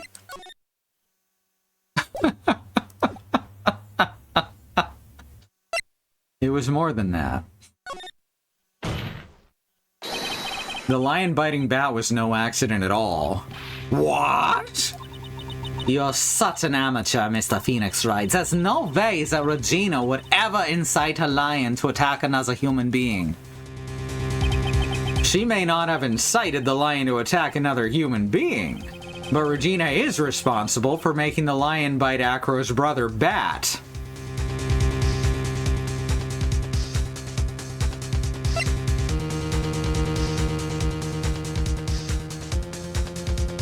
And now we get to use this.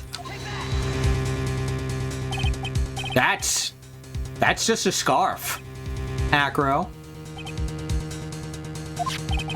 This scarf is something that Bat used to wear, correct? That's right. And who's the one that gave this scarf to Bat?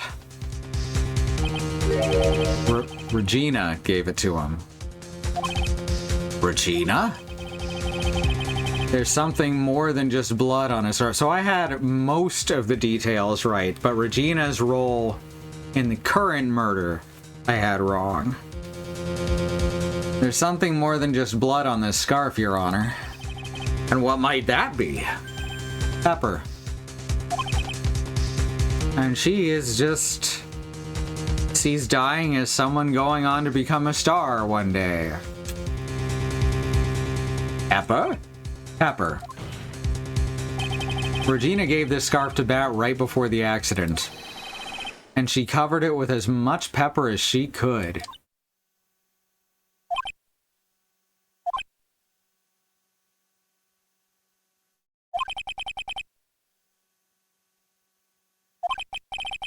Hey, what's with the silent treatment? Excuse me, Mr. Wright. You've done a good job of fingering a criminal. But out of curiosity, what was her crime? Miss Barry gave a pepper-covered scarf to Bat as a present. Where's the crime in that? Is that Hummingbird trying to drink Nick's sweat? I think so, yes. It still seems like the judge just doesn't get it.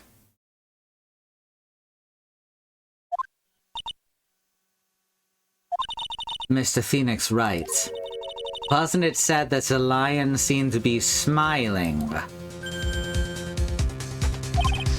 Smiling? The lion was smiling? Right before Bat was bit by the lion. For a moment, the lion's mouth changed and it looked like he was smiling. I like that she just suddenly had her first epiphany. Lions smile? I've never heard of them smiling. However, lions sneeze. Whoa, whoa, whoa, whoa, whoa. Leon wasn't trying to bite Bat at all. In reality, all he actually did was sneeze.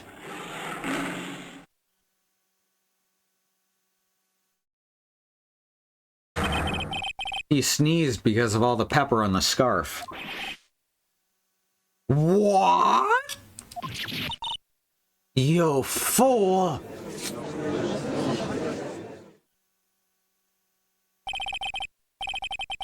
You've got to be kidding me. What's the matter, Ms. Von Karma?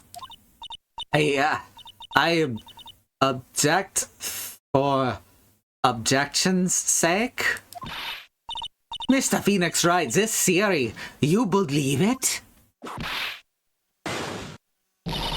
You really intend to say that this is a joke of an accident actually happened? Of course I do. It's the truth. The lion sneezed due to the pepper, and that's when Bat lost consciousness.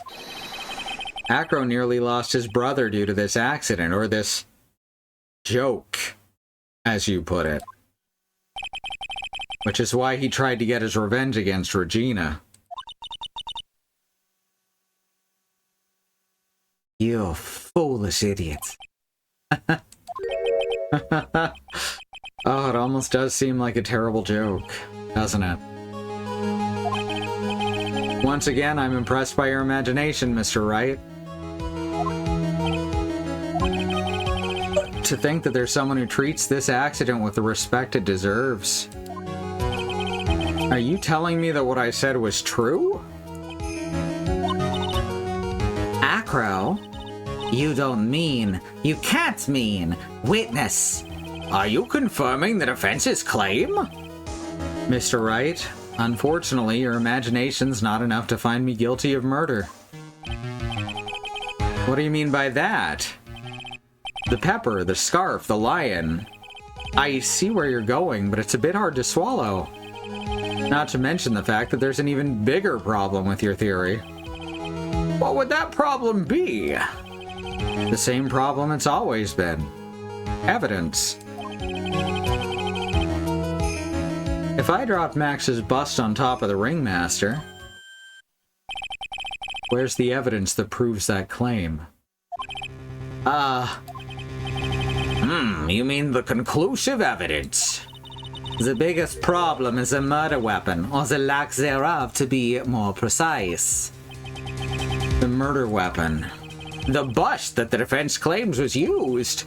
If that were to be found in Acro's room, and if it was covered with the victim's blood, that would be awfully conclusive in my eyes. Yes, it would be.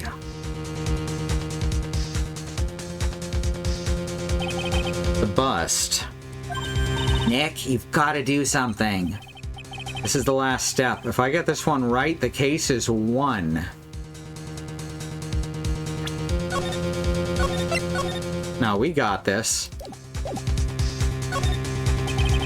It might be worthwhile to search Acro's room, but why aren't you going to search his room? It looks like you finally figured things out, didn't you? Now you know the true meaning of Von Karma total justice. Huh, I guess.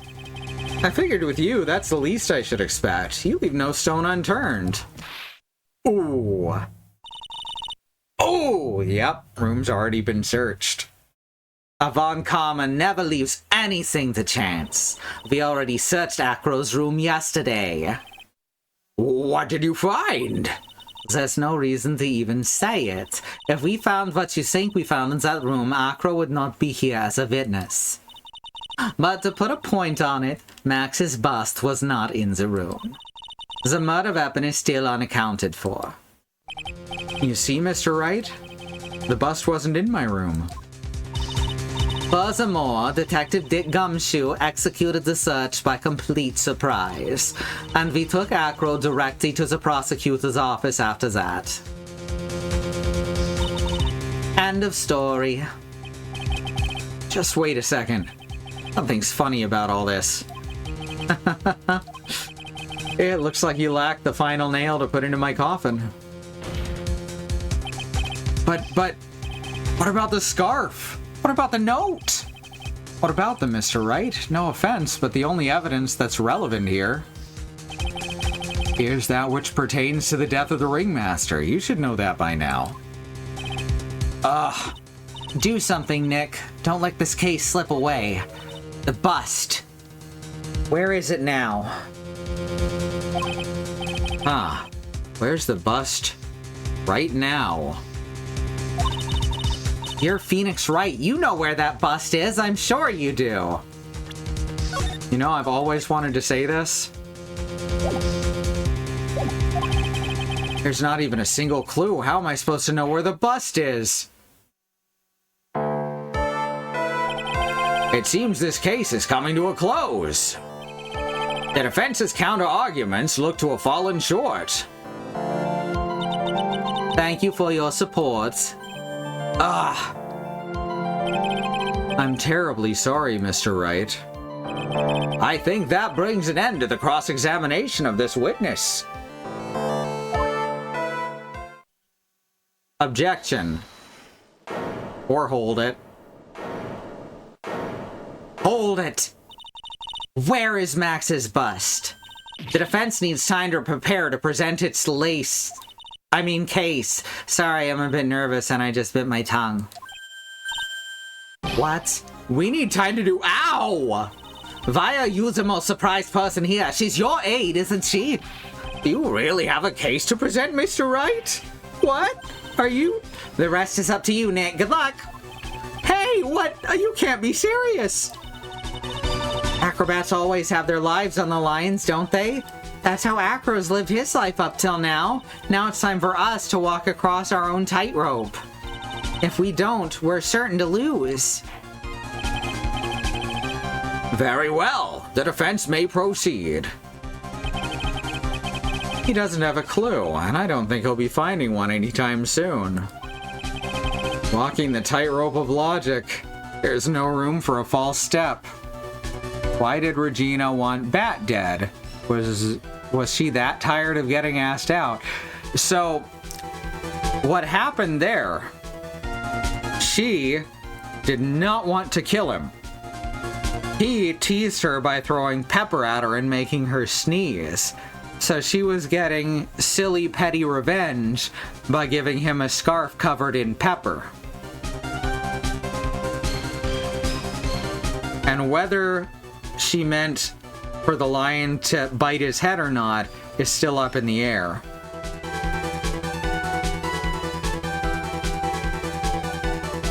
There's no room for a false step. Sink or swim. The only way through is forward.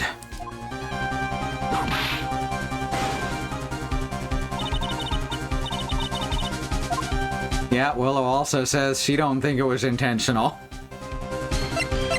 As I said, I've always wanted to say this. Somewhere in this very courtroom, the bust is inside this very courtroom. I got to say it multiple times.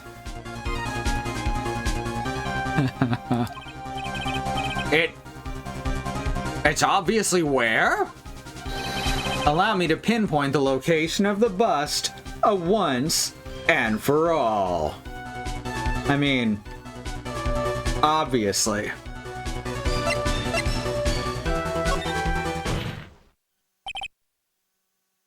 Acro, I'm sorry to ask this, but do you mind if I take the blanket off your wheelchair?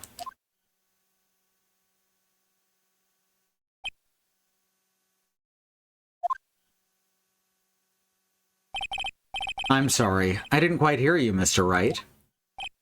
Well, you're a big guy. You have a pretty big wheelchair because of it. I just wanted to make sure you weren't hiding anything under that blanket. Because it seems to me that it'd be really easy to say, hide a bust under there.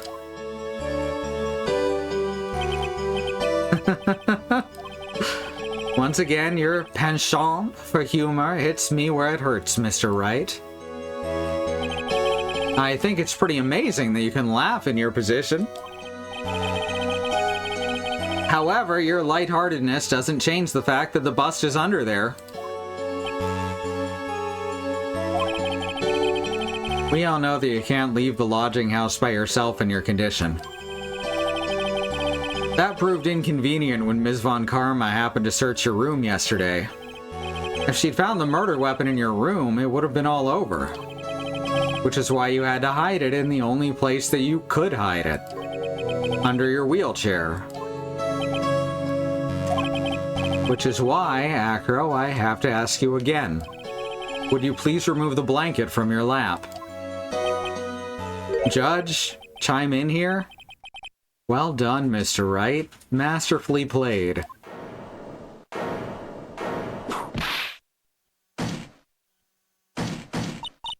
You fool! How could you?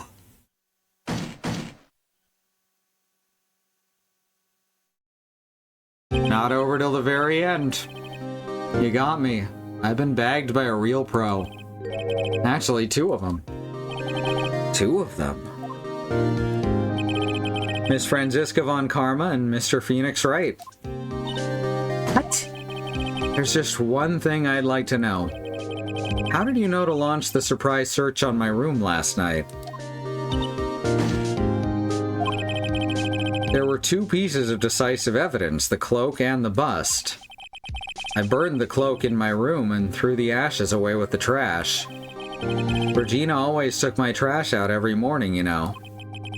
But the bust, obviously I couldn't just throw that away. When you executed your search, all I could do was try and hide the bust. And the only place that I could hide it quickly was underneath this wheelchair. Ms. Von Karma, you had things all figured out, didn't you? I was completely sucked in by your calculated strategy. And now to be caught in the middle of court, he's trying to make her feel better. I guess you could say he's been busted. And now to be caught in the court in the middle of court, hiding the murder weapon. There's no way I can escape that. So you got me. Well done, Mr. Wright. Well done, Ms. Von Karma. It all makes sense now. Can't believe that Von Karma thought that far ahead. It's amazing. Uh-huh. You definitely couldn't tell by looking at her.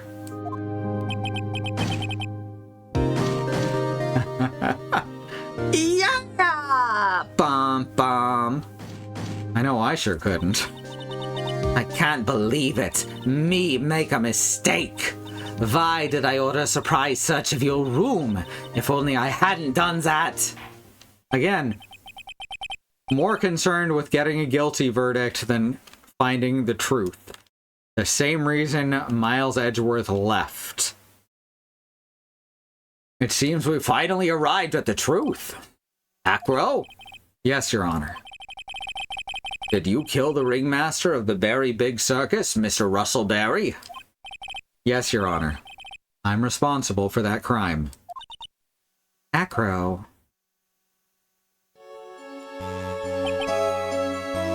On the bright side, they had someone in a wheelchair who didn't commit the murder because he was sad about being in a wheelchair. That's a big step up over, like, US crime dramas. All my brother wanted was for Regina to like him. That's why he'd tease her. One day, my brother sprinkled some pepper on Regina. She started sneezing so hard he couldn't help herself from laughing.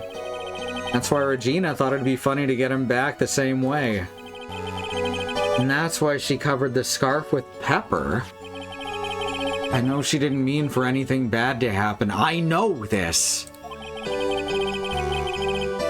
He was sad about his brother being in a coma. Like I said, it's a step up, not a whole staircase. She just wanted to make my brother sneeze a few times, too. But I couldn't forgive her, no matter what. What am I truly guilty of? I'm guilty of never, ever being able to understand her. Your brother became a star. Regina believes in that so purely that she'd laugh innocently when saying it. Too innocently. I just couldn't stand it, no matter how hard I tried. That's when you decided to do something about Regina. Dreadful. So you're saying you are a victim in all of this as well? No, that's not what I mean.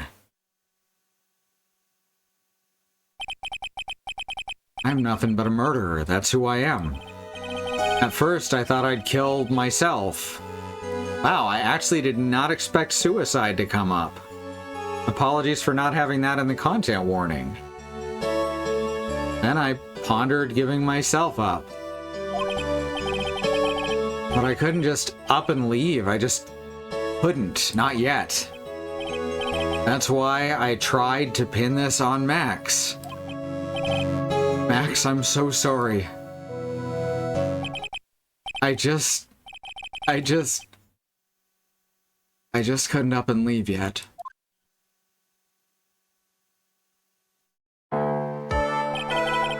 This has been such a strange case. Has it though? I feel like we've had a few of these now. It's almost a reflection of the circus itself. I'm an idiot. I can't believe it. You beat me again. I believe this case is now beyond any point of possible discussion. Thus, I'd like to declare my verdict. Not guilty.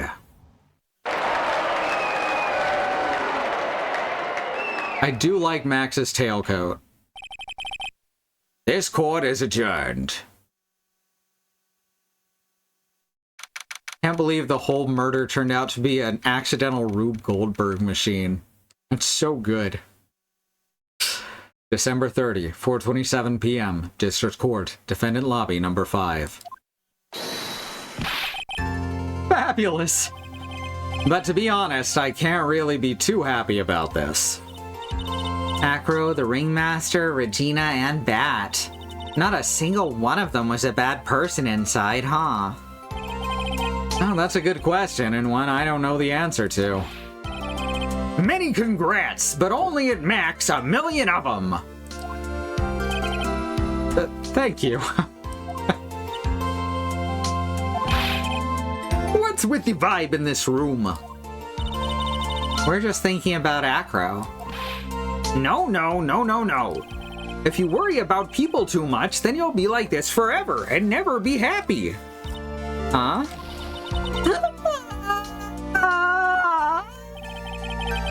He's been like this for a while now.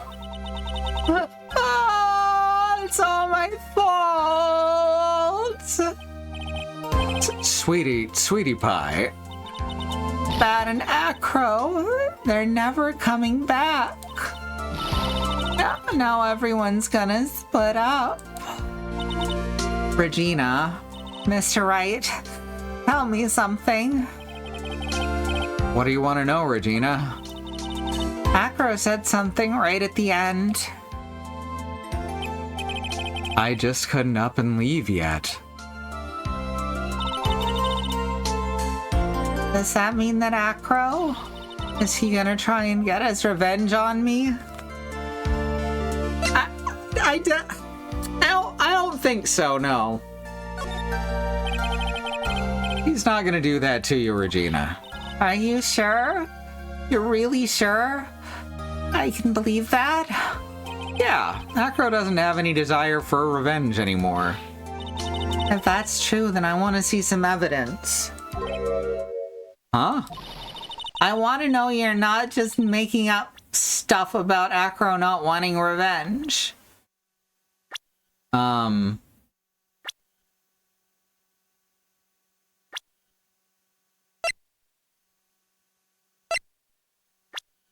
He cares about his brother?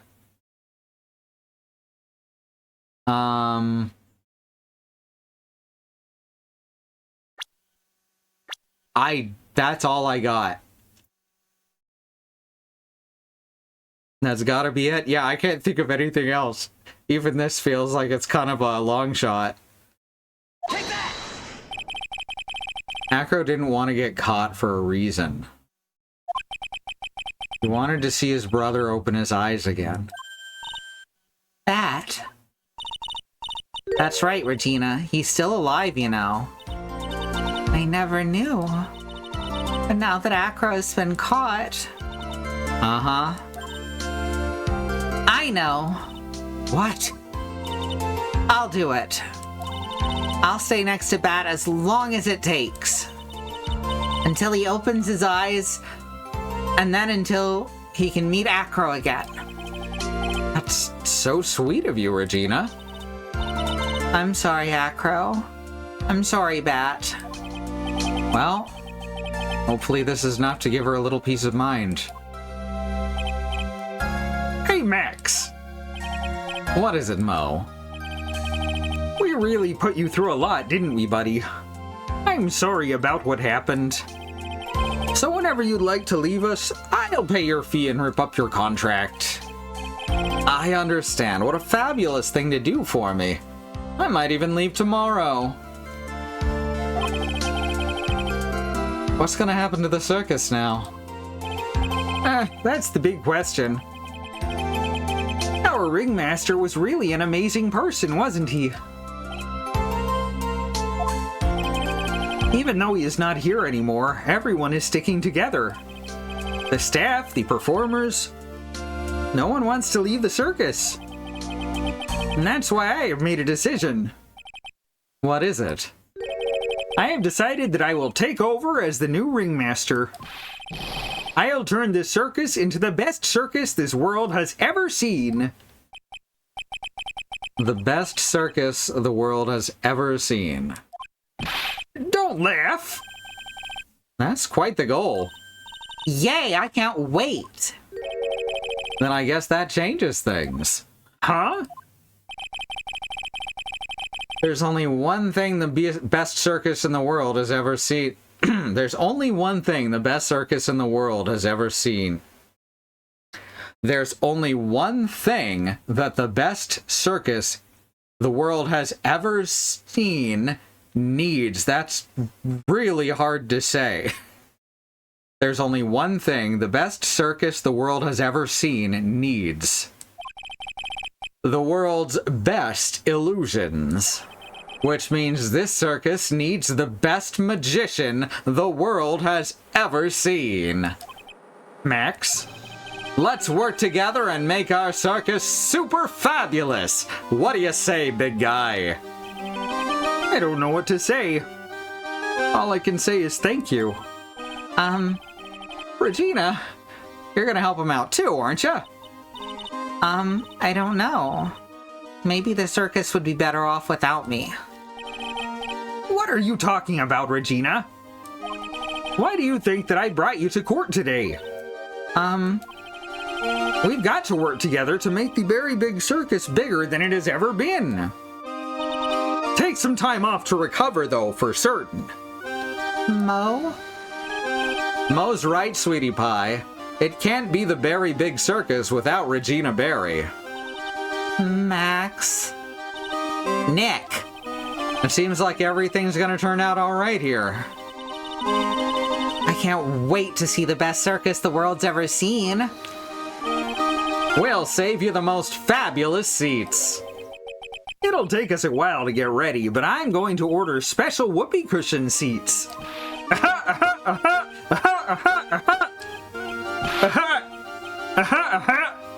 Aha.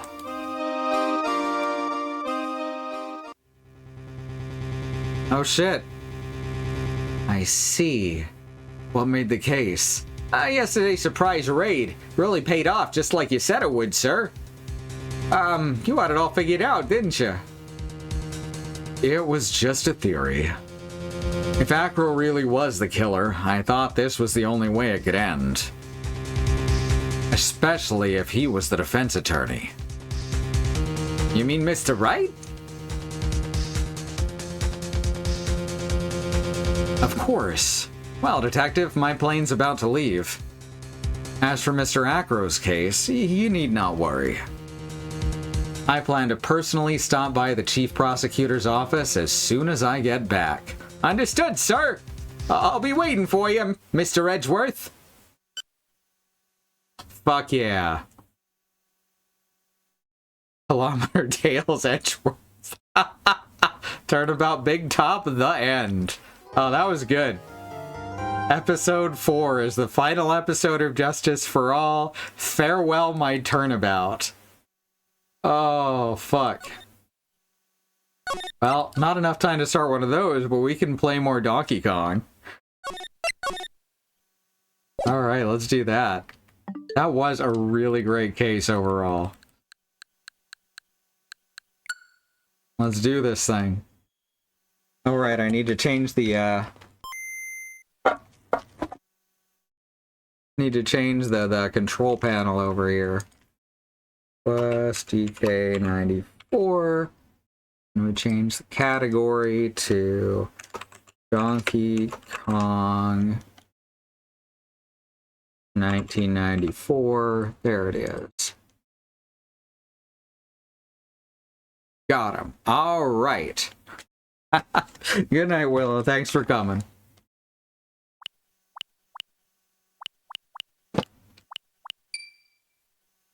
Think we might finish this tonight. Unless there's more levels than I remembered. You just sleep on your leg? Oh no!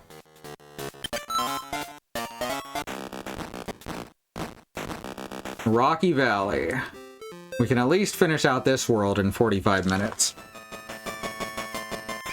I don't know if we'll get all the way to the tower, though. Alright, we've got our door.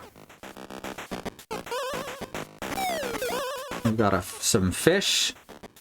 And a key. How do I get the key out of there?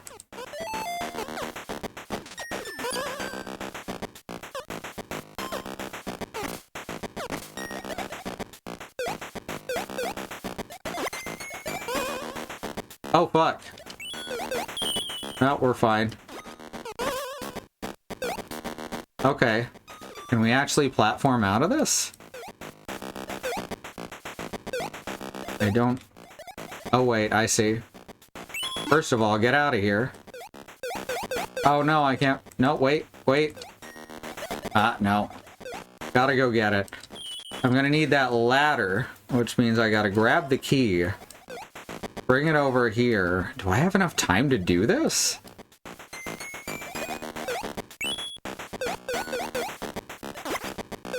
Oh, I see. I can just toss it up that way. Alright, we got the key. And then we're gonna have to toss it up there. After setting the ladder.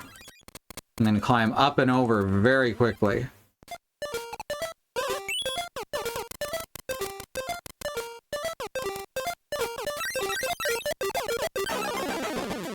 Oh, just barely. Oh, fuck. No, we're fine. Oh, no. Just gotta do it again. See, I can't go through the darker path, or the darker bricks. But the key can.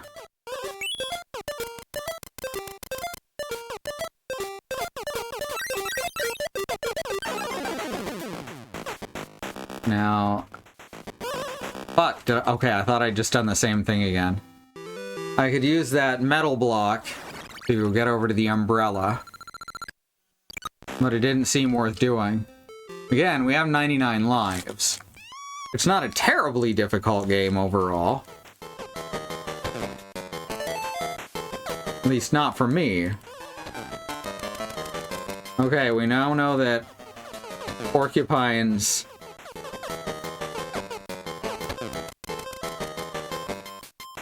Huh. Oh, fuck. Okay. Breaking one is fine.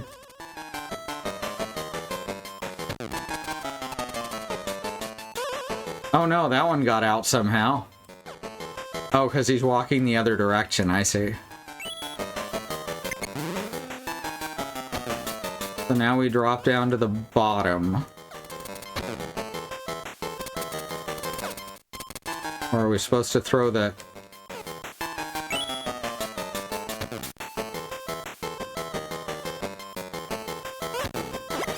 Alright.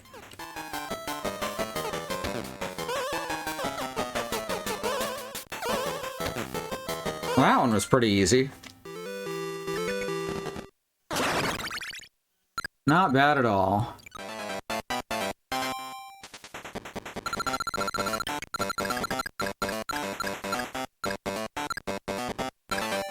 Ba-da-da-da-da-da-da-da-da-da-da-da.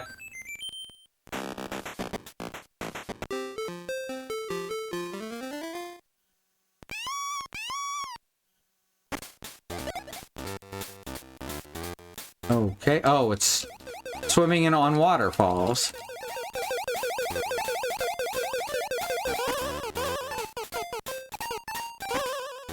Okay, so we grab this then.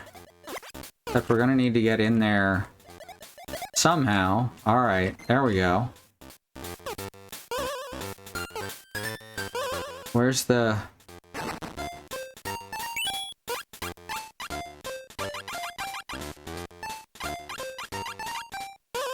Oh, fuck.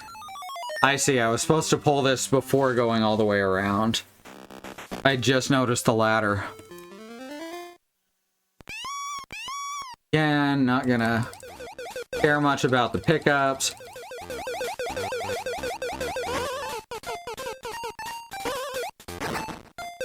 Almost forgot to do it.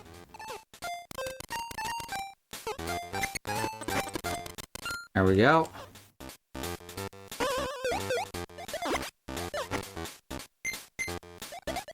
Fuck. Yeah, that's like Sonic in Sonic 1 landing on the spikes. Just loses his rings and goes flying and then hits the spikes again and dies.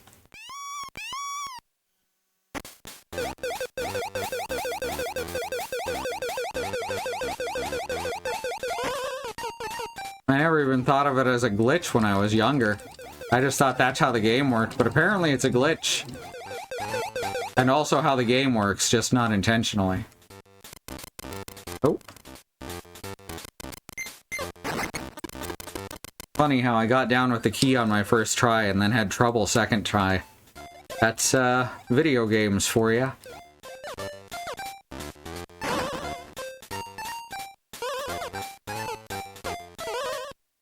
There we go. No prob.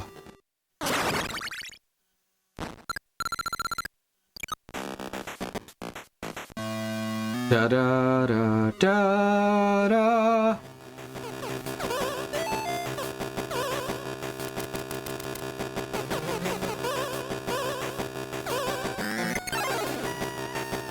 Oh fuck.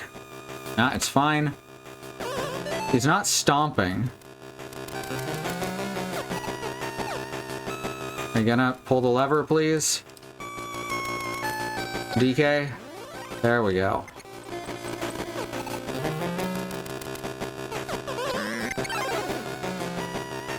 Ooh.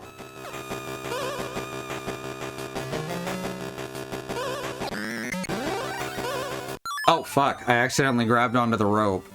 The Sonic hack with a spike pick that's too tall to jump out of and not wide enough to avoid picking up the ring you lose when you land. Oh, no! We call that fixing the bug. Yes, that was awesome.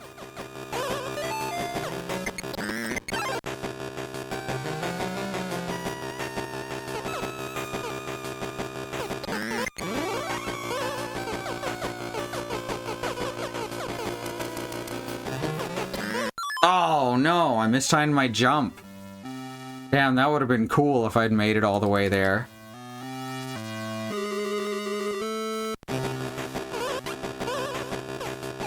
Oh, damn it. I need to be using my backflip / cartwheel. Whatever it is. I wish Mario could do the handstand jump in Mario 64. He has a triple jump that's pretty similar. I'll,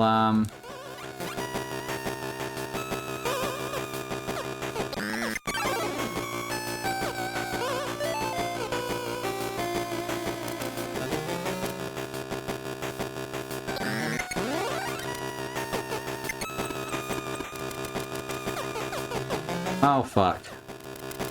Well. Man, that could have been real bad if I was thinking a little slower today.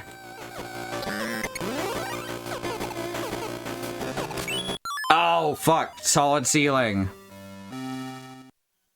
Handstand jump is analogous to the 64 crouch jump. Kind of? It kind of does the... It's kind of the same. But it also has 3 stages. Which makes me think of the triple jump.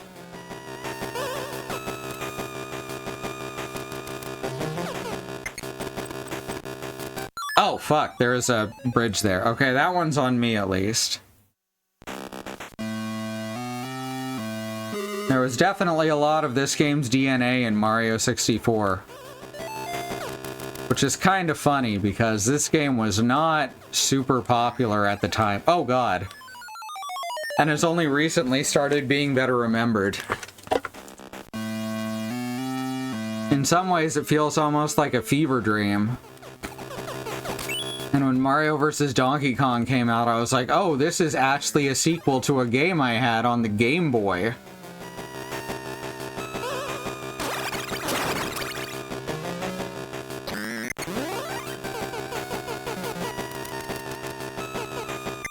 Pull the lever, Frank.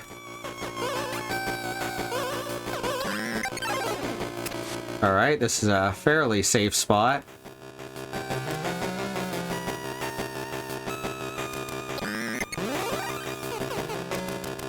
Why do we even have this lever?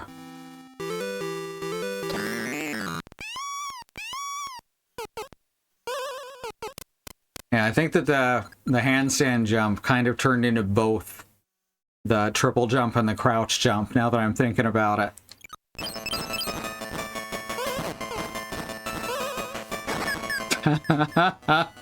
He got hit in the head by a big rock.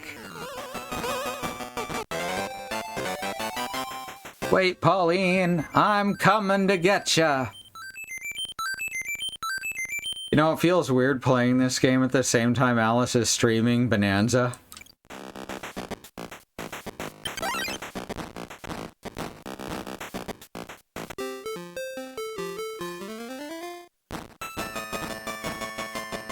Watching you play it, I believe I was correct when I decided not to play the game, but it is an objectively good game. Oh, for sure. Definitely not for everyone. Right, there's 2 recharging hammers here. So let's get the porcupine. Rude. By the way, the hammer is actually only doing damage in the spot it's at. So there's like a frame or 2 in between each swing, and the swing itself only has the 2 frames.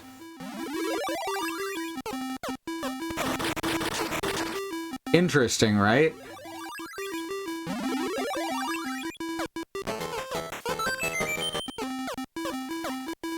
Alright, what am I doing here? Huh. Not that. Oh, I see. We can make a ladder here. Alright, so we're gonna hit. Thank you, telephone.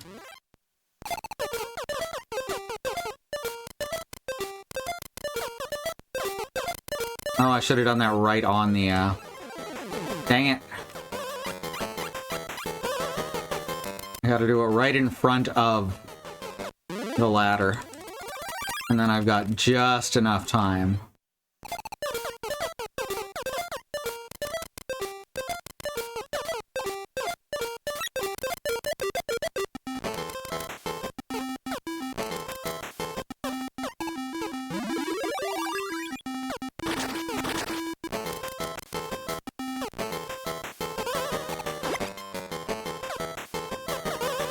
Boing.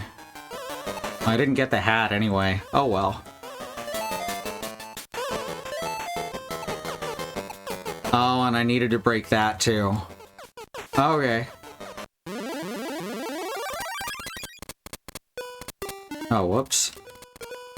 This is not correct. Because the camera has scrolled too high. Alright, so yeah, we gotta do this again. That's fine.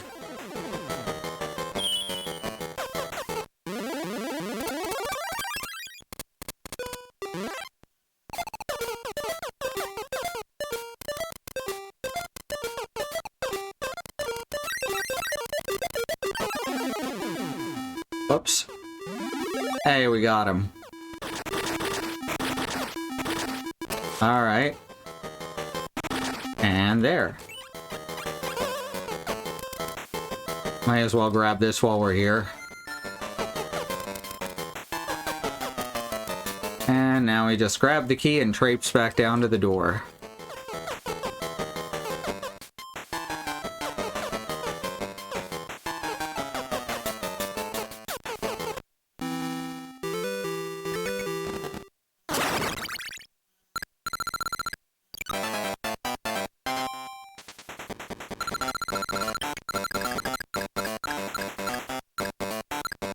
Da-da-da.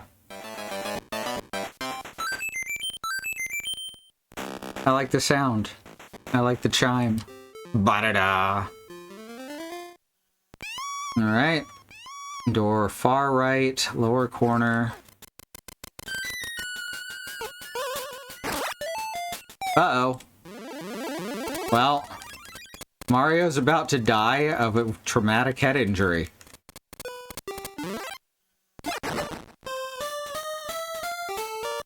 Yep. I don't know if there's such a thing as an objectively good game. It's well designed and enjoyable.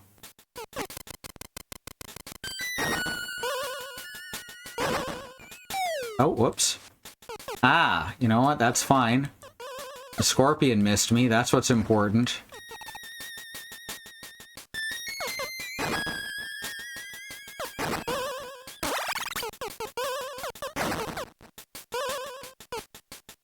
Oh, fuck. There's a hat. I think we were supposed to pull that lever down below, too, maybe? Oh! Wasn't watching.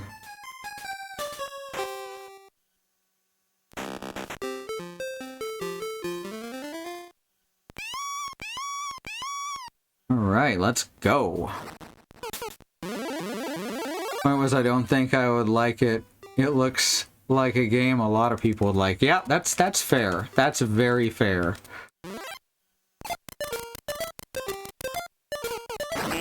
There, got it.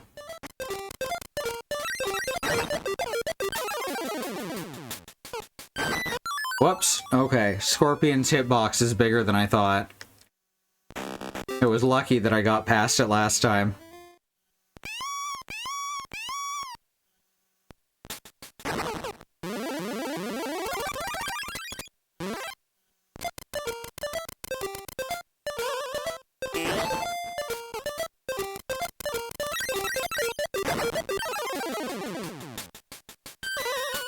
So we hit this, I think.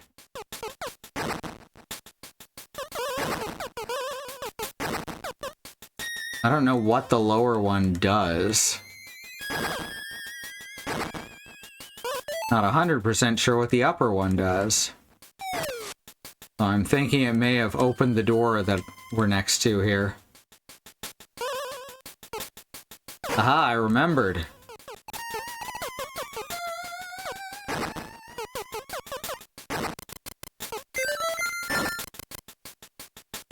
I got a parasol.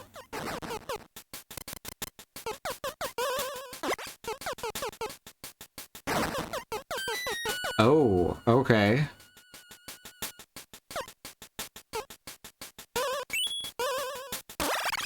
Fortunately, that is not a solid ceiling. Oh, okay. Now we gotta take the elevator down. And then pull that lever again. Or pull the lower lever? I bet it's the lower lever.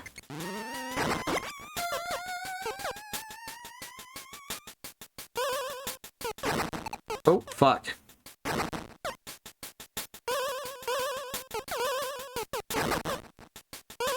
No, this was right.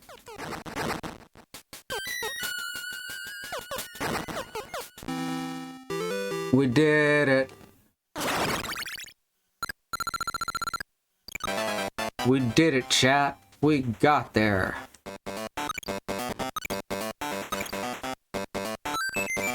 One day I'll get more than one life from that.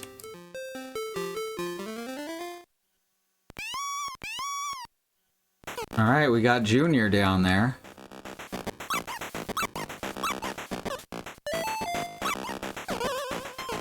Oh, right, Patooies. Early Patooies. Okay, well, I guess let's work this out.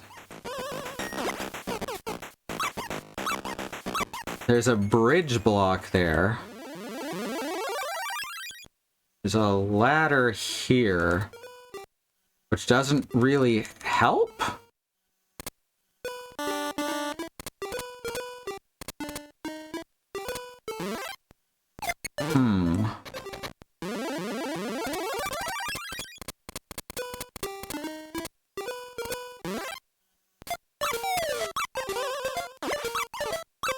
There we go.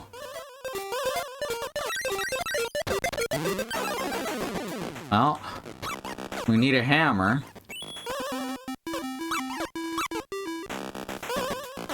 Can't use the hammer to get up there easily. Oh fuck, no, it's fine. Holding a large key above your head makes you immune to death. So I'm gonna have to throw the key onto the conveyor belt here. As soon as Junior pushes the lever. No, never mind.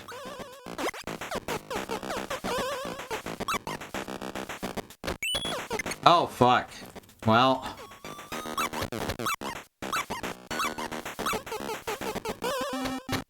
The lever does not seem to affect the conveyor belts, but... Oh, fuck.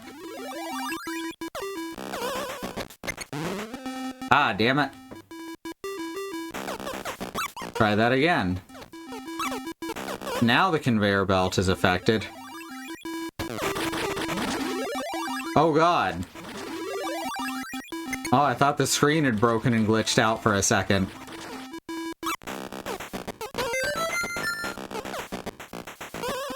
Ah! Dang it.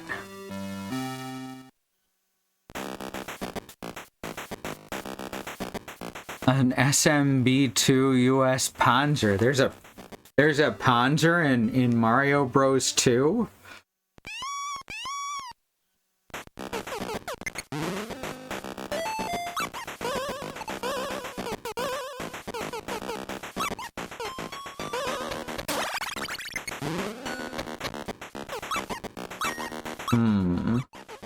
This is rough. Answer. I don't know that one either. My brain's not coming to me with anything.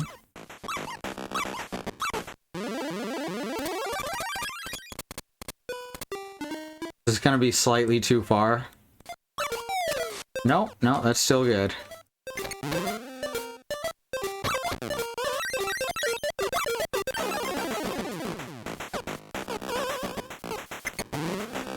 Dang it. Ah, rude.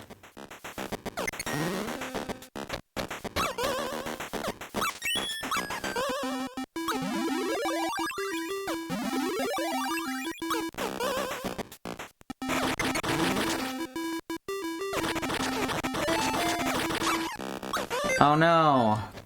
I was doing good there too. Oh, that's what the ladder's for, okay.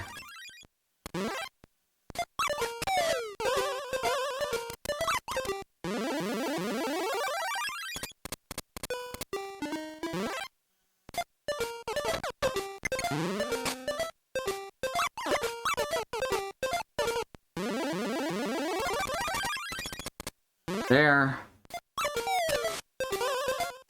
Grab and...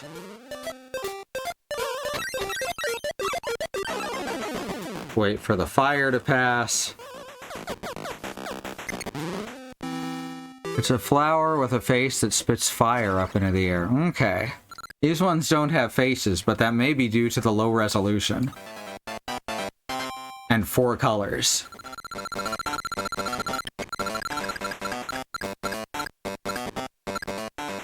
Da-da-da! See, this one I'm still pretty good at. They have eyes and... oh, I can't even see their eyes.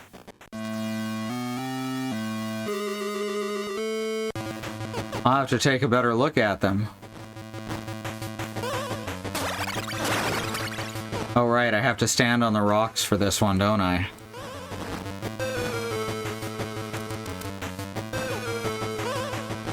Oh, fuck. Oh, God. There we go. No problem. Perfect backflip.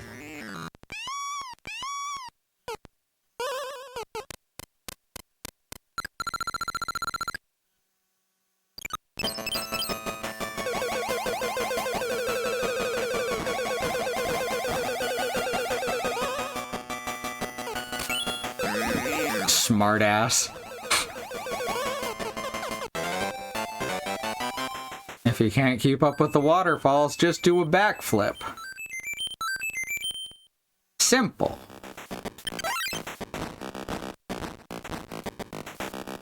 Alright, here we are at 8-9.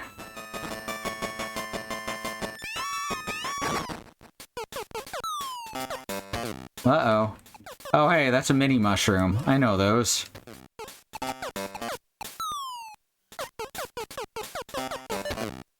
Don't get to use them very often.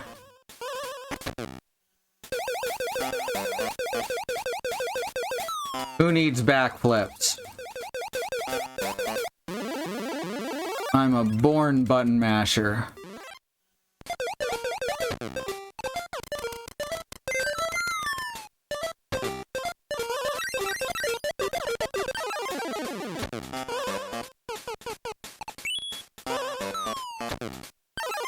Oh, whoops. Well.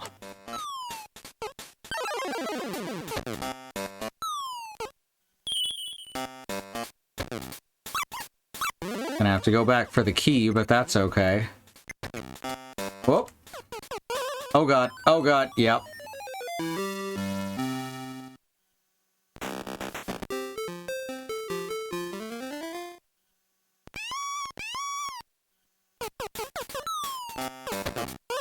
You could just go the top way, which would admittedly be kind of funny.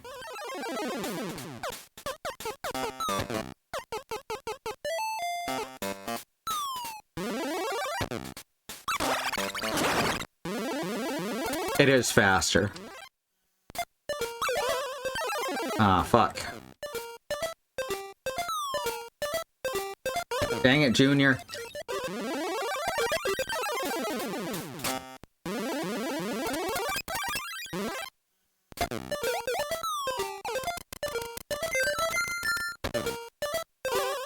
Grab this.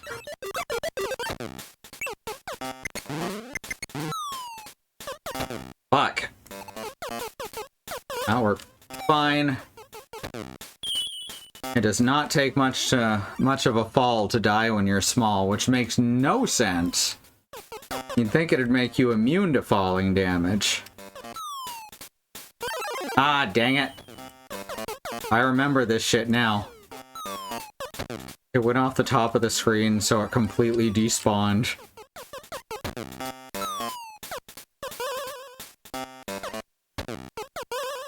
Oh, fuck. I landed on Junior. Well, not getting back up there.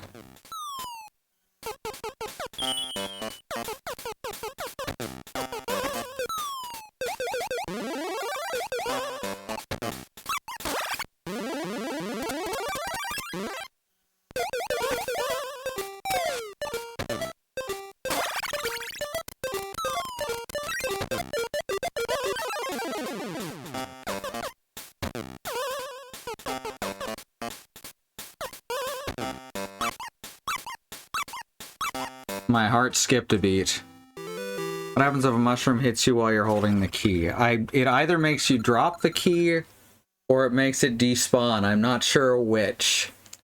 Because when it happened before there, it despawned instantly, but that may have been because it went off the top of the screen, or it may have been because I got hit when I got shrunk.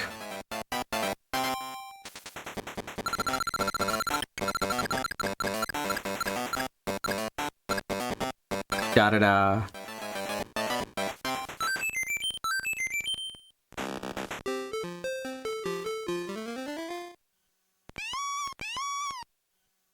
Oh, fuck, I remember this one.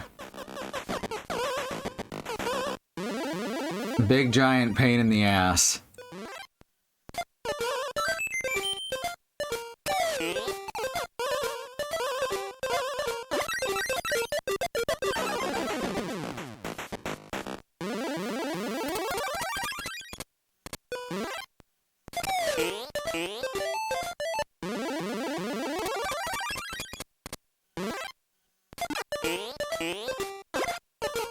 Wow, that was way easier than I thought it was going to be. Fortunately, if there's a spring to stop his momentum...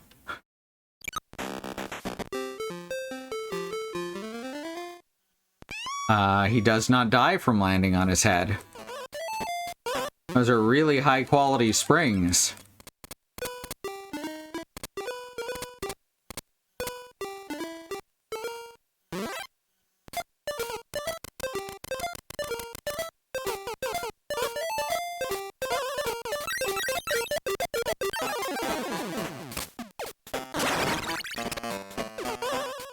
Oh, I see.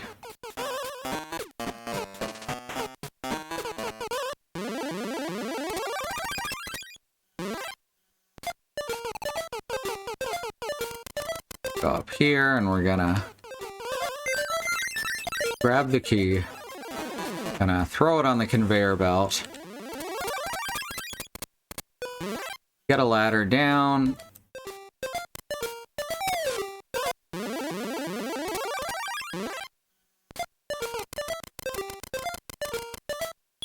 Oh, just slightly too late. Very doable, though.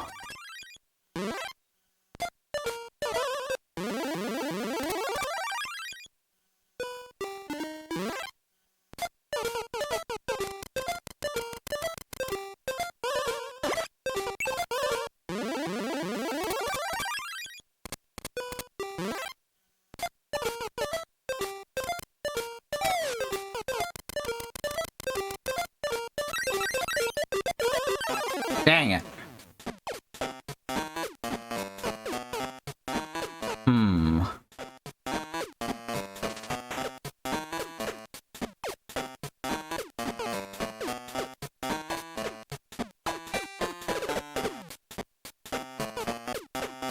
All right, this is...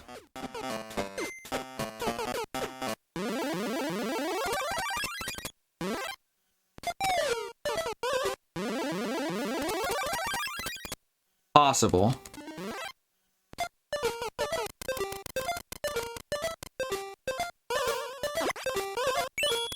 There we go. Alright, the key has gone off the top of the screen now, so it must have been because I was tiny, but I didn't let go of it. Ah, that's rough. Now I'm thinking about it.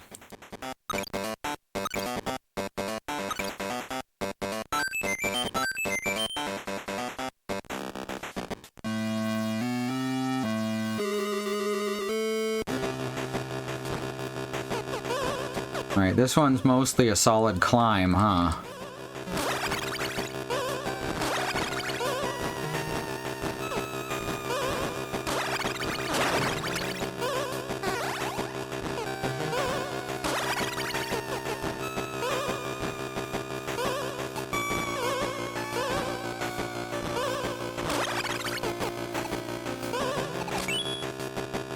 Oh, fuck. Rolled right into it. Literally rolled right into the rolling boulder. The bowling roller.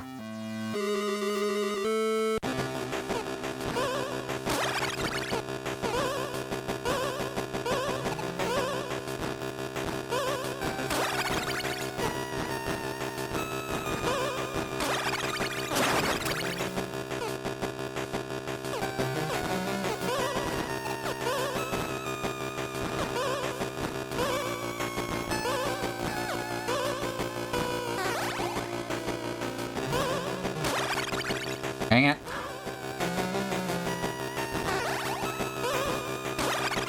I wonder. I can. Alright, cool.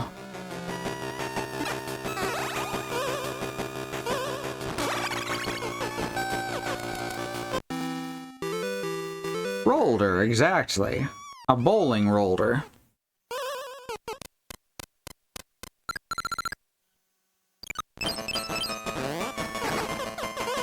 Like you can see DK Island ahead. Or DK Mountain, I guess. The lore is so deep.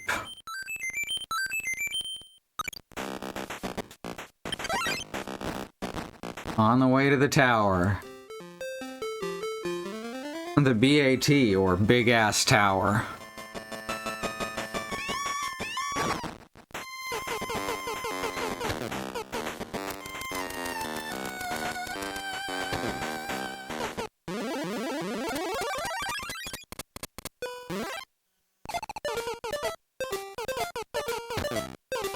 I assume that's lava.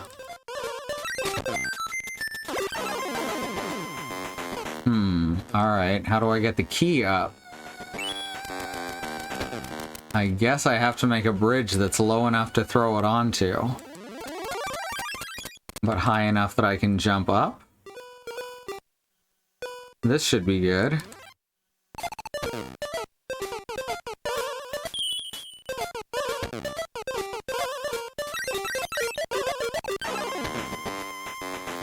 Oh, now I do it again. Okay.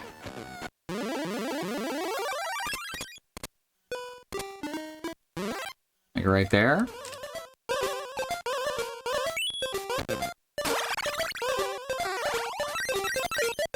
We did it. Home of the Big Ass Tower Man.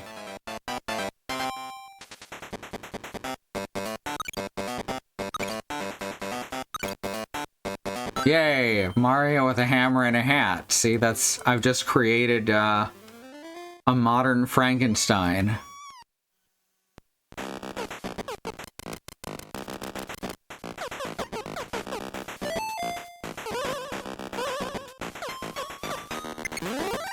Alright, that closes some bridges. Does not affect the doors, though.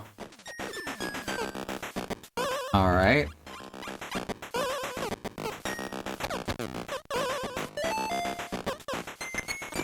This one closes other bridges and opens the doors.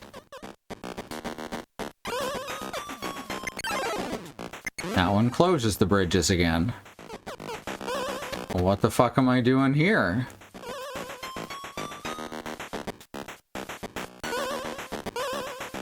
There must be a level element that I'm missing.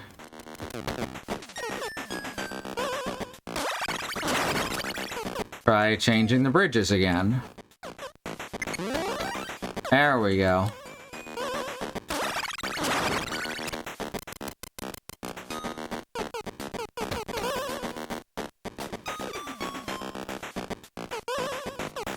Ah, I see. Whoops. Now I gotta go over and grab that one. So if they're standing on the lava, I can just walk across them.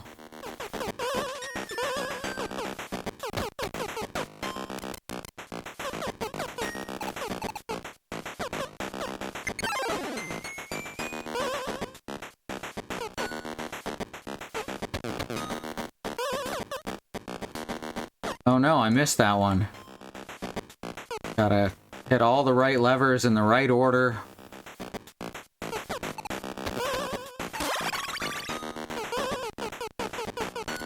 Thought about it.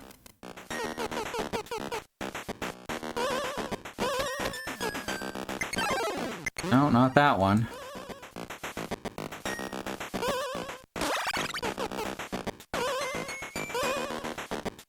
Oh. There we go. Now we close that again.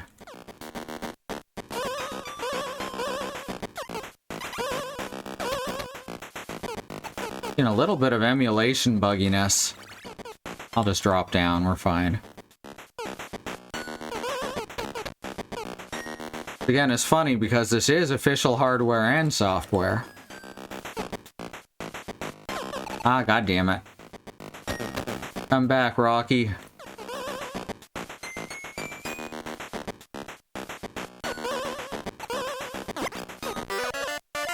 Oh hey, it's the time's almost up alarm.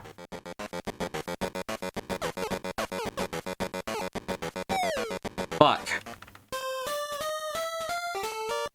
That's not the way to do that.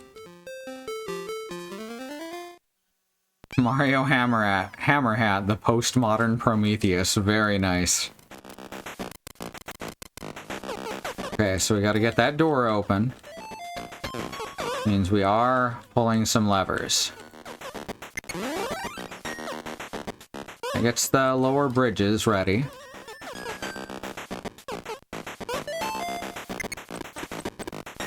Go. One of those has opened this door. I think the far one.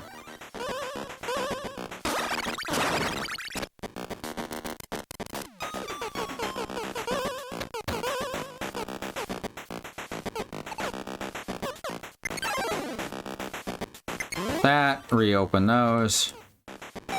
Ow. Meant to do that. Drop you down.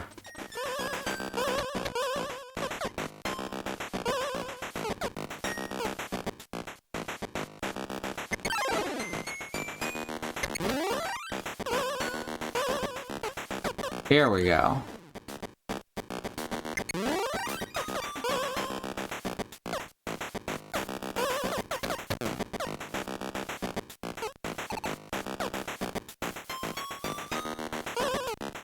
Okay, now we take this up.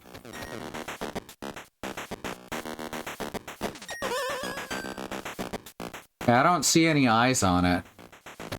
I guess down at the bottom, those could be eyes. I thought they were just like the space between its legs.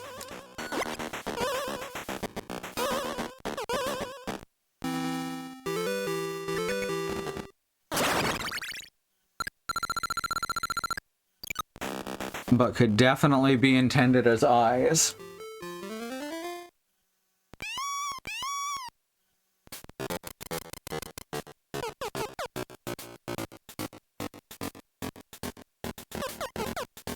Well, I'm not taking that jump. Shit.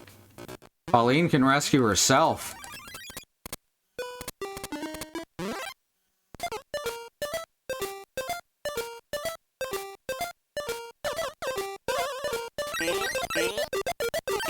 That was a mistake.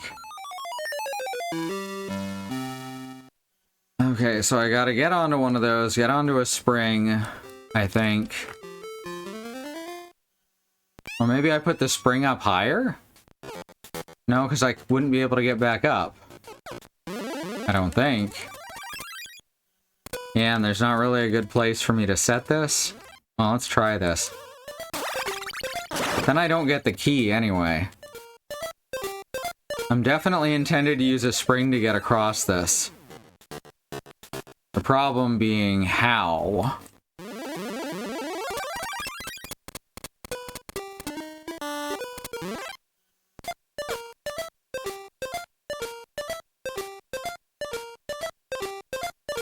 With the current always going west.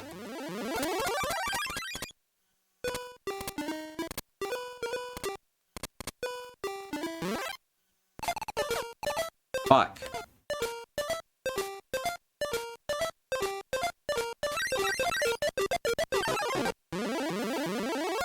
I need to not pull that out until I see them in the correct position, I guess.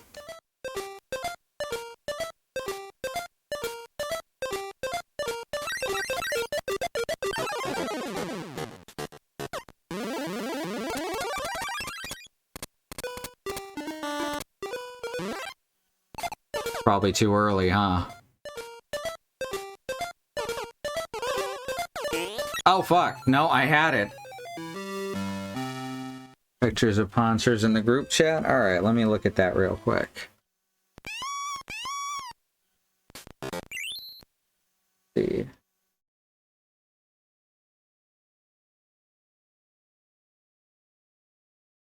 Oh yeah, I can definitely see it. That's almost certainly what these are supposed to be.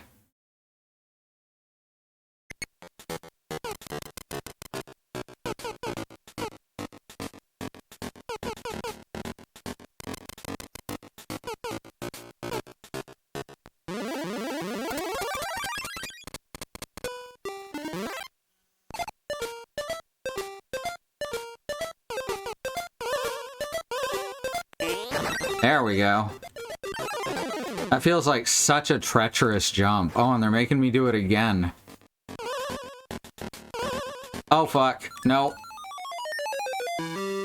Needed to be a lot more sure of my jump than that.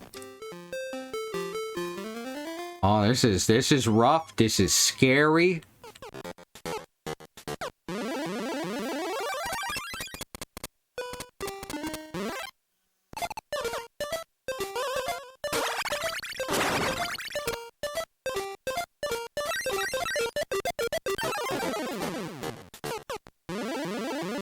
All right, here we go.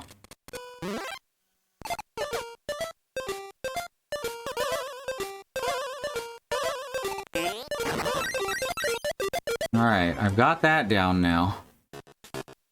Gotta wait for a slow rock. Okay. I think I pressed jump a couple frames too early because he did not react.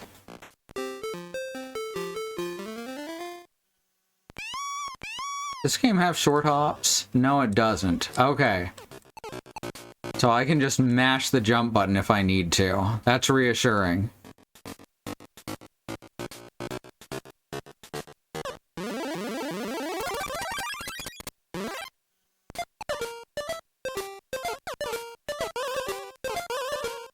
Ah! This is a really fucking hard jump. I barely even remember this level existing. Maybe I didn't have any trouble with it when I was a kid. Ta-da!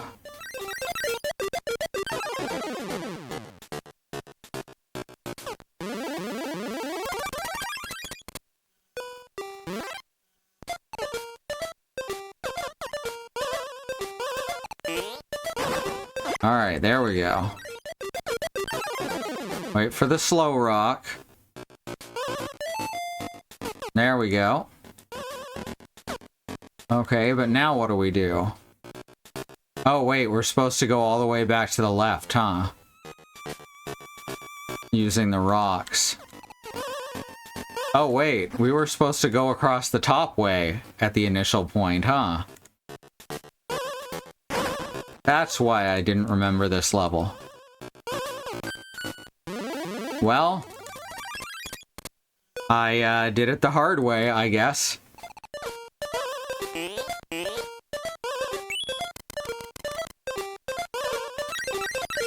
You'd think I would have taken the hints, like there being a pickup and an elevator.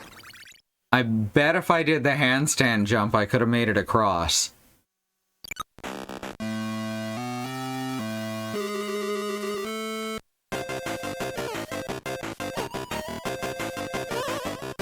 Oh no, little rock fella. Oh god.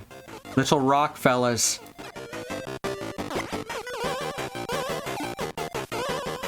Oh. Uh-oh, well. I need to get to the left side, otherwise I can't get close enough to hit him. Dang wind. I like that all the boss fights are basically the same. But they just add more mechanics as you go.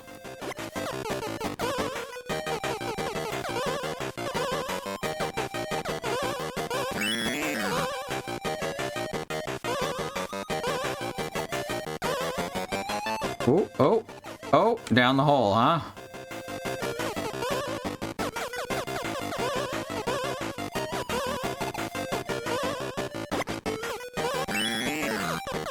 Fuck, fuck, oh, dang it.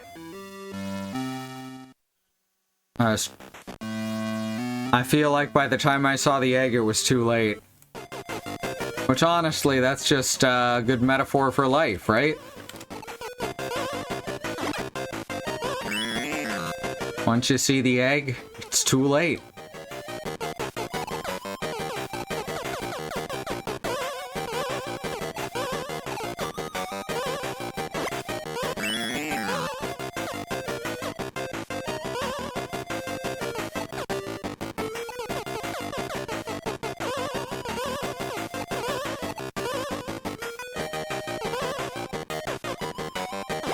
Ooh, that was close.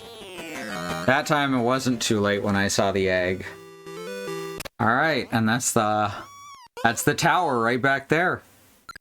I like that it's been slowly getting closer over the past couple levels.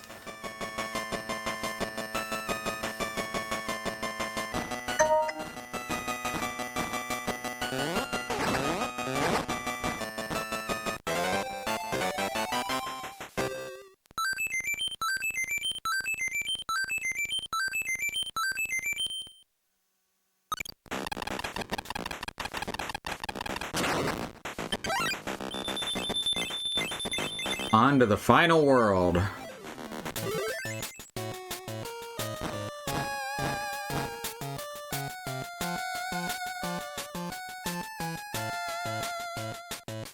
Alright, so that's it for tonight. Thank you so much for coming. Let's see, there we go. Let's move over here real quick. You know, into the strange lasery void. As I said, thank you very much. It's wonderful to have you here. If you want to check out what everyone's doing, you can head over to truckcommunity.neocities.org. That's where you'll see everyone's schedule, not just this channel, but all of our partner channels as well. Next scheduled stream is tomorrow. Bad Road is going to be playing more Legacy of Darkness, I believe. It's Castlevania 64 1.5. Pretty cool. And then Sue is going to be playing Monster Hunter Rise some more with the debut of her PNG tuber avatar. That's pretty rad. Starting Henry's Quest, right. New character. I think Henry's Quest is the one that's a bit shorter than the others.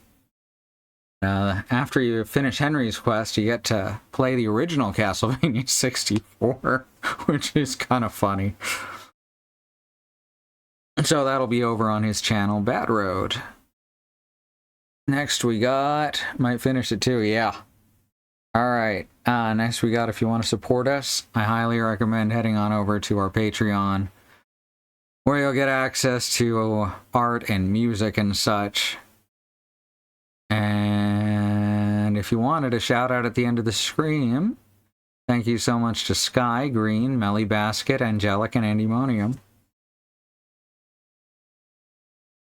And over on our YouTube channel, we got VODs over at youtube.com/@ifwhenvod.